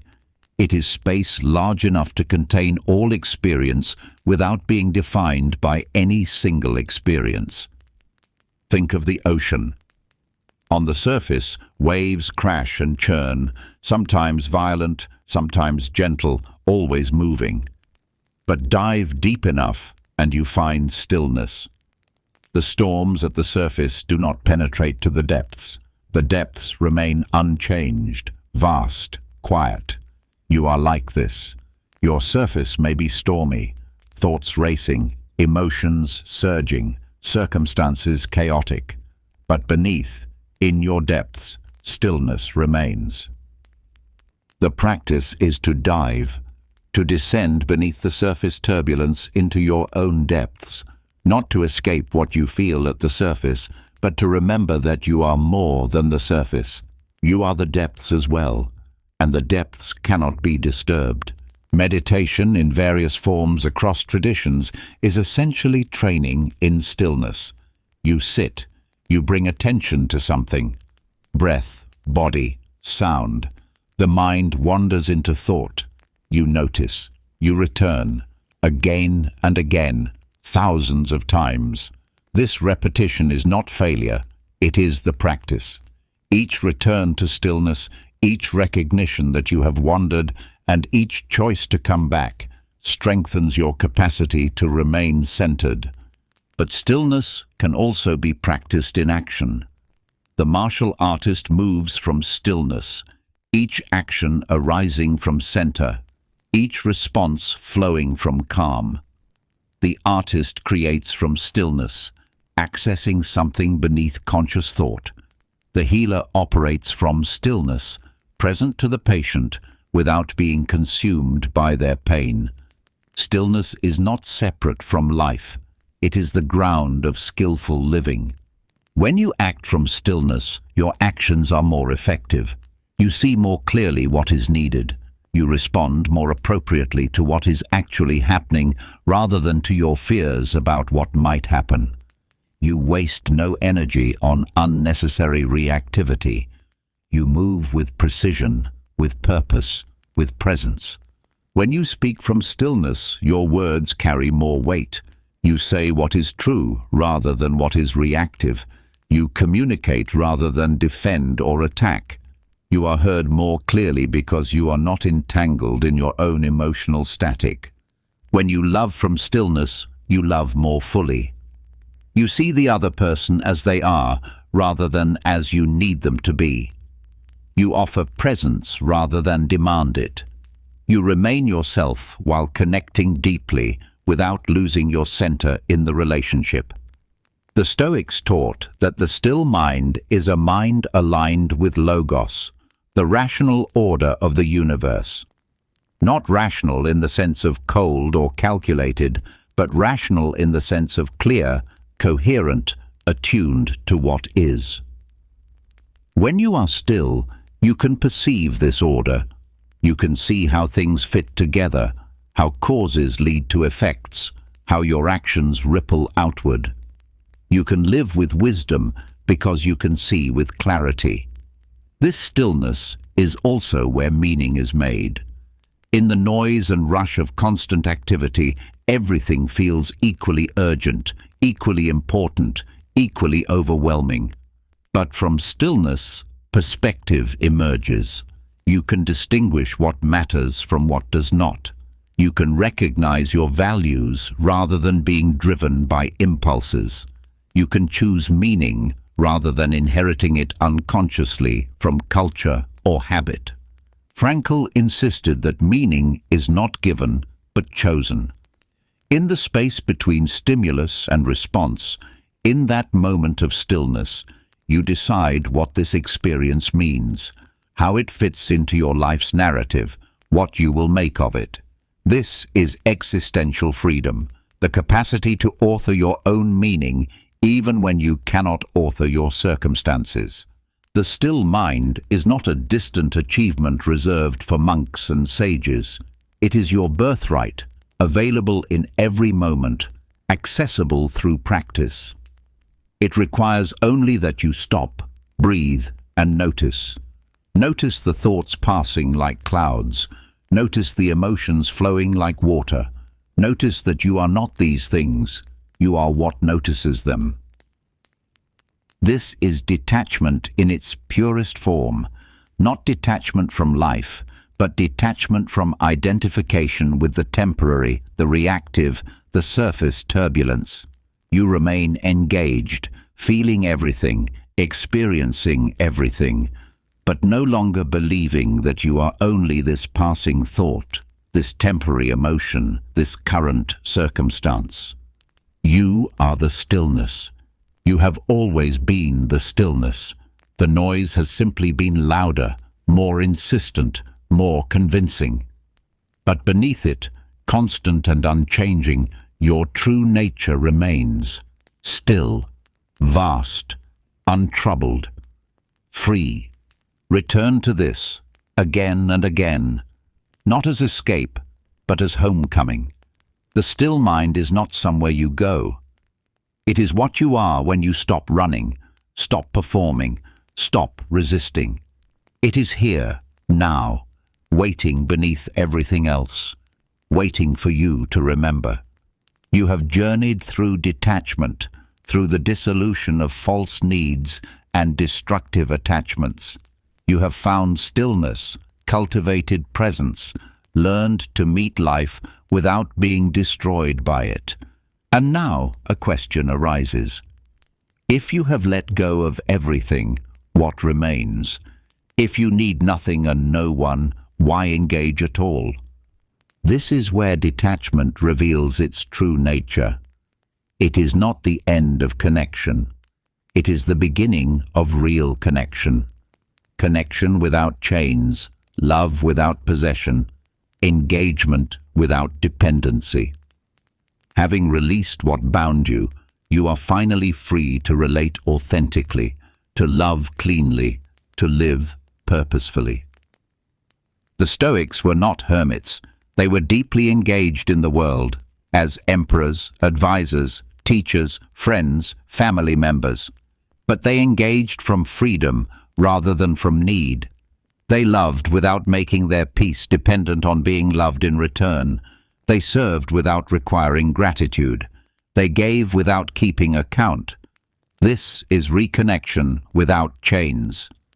Healthy love, the Stoics understood, comes from fullness, not from emptiness seeking to be filled. When you love from need, you are actually using the other person to complete yourself. You make them responsible for your well-being, your happiness, your sense of worth. This is not love. This is dependency disguised as love. and it creates suffering for both people.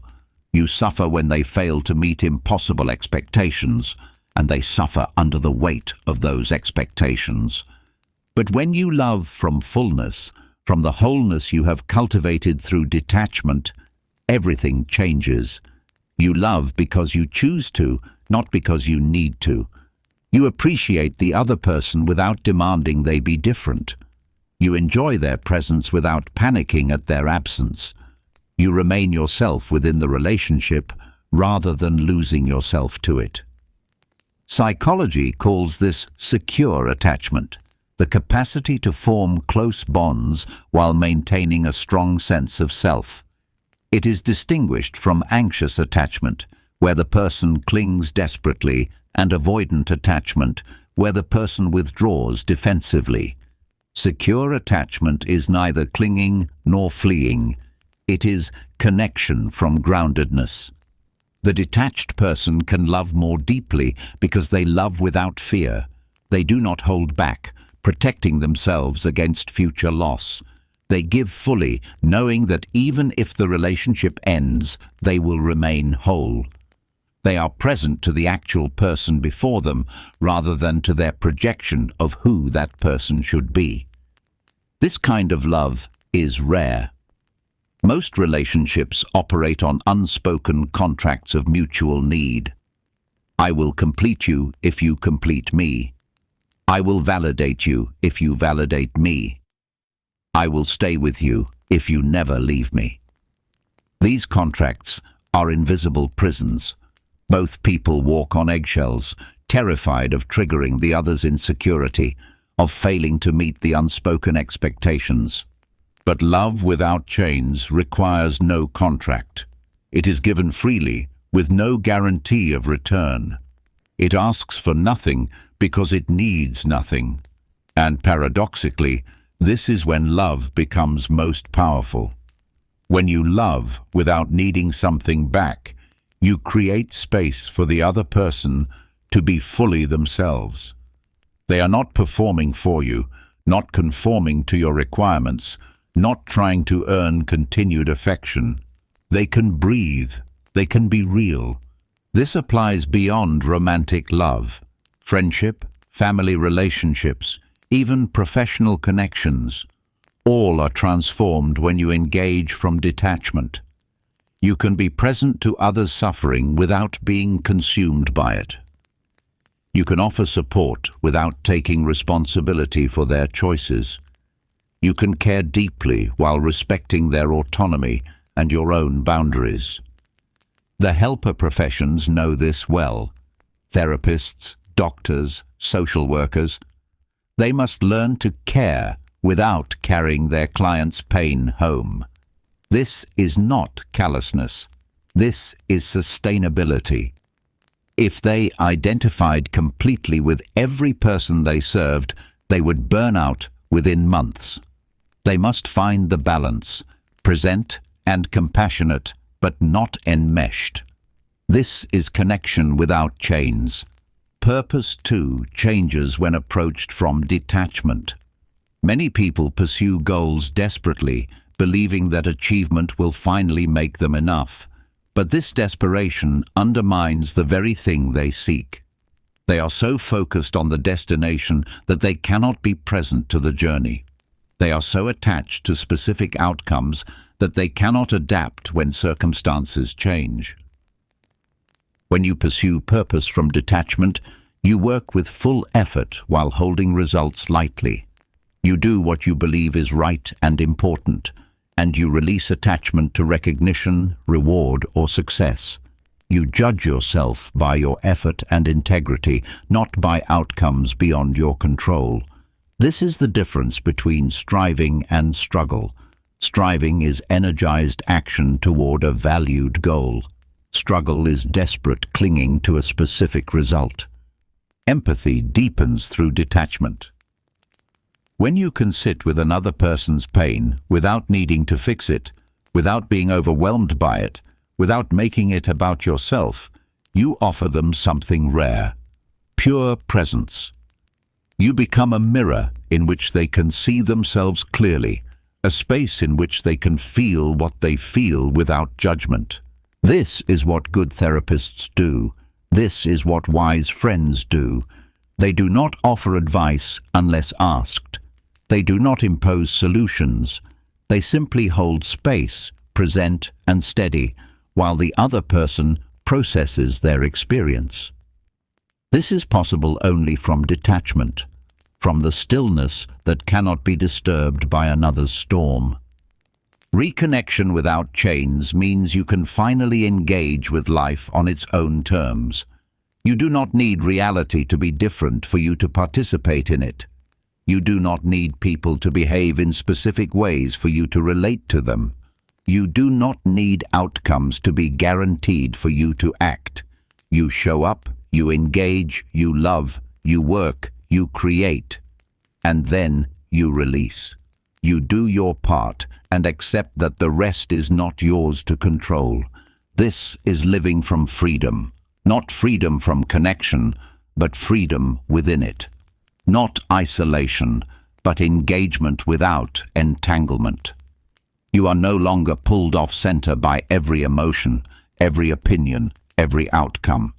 You remain yourself, steady and clear, while fully present to the world. The chains we fear losing, the relationships, the identities, the securities, are often the very things preventing us from experiencing genuine connection. When we release them, we discover that we can engage more authentically, love more deeply, live more purposefully than we ever could while bound. You do not have to protect yourself through detachment.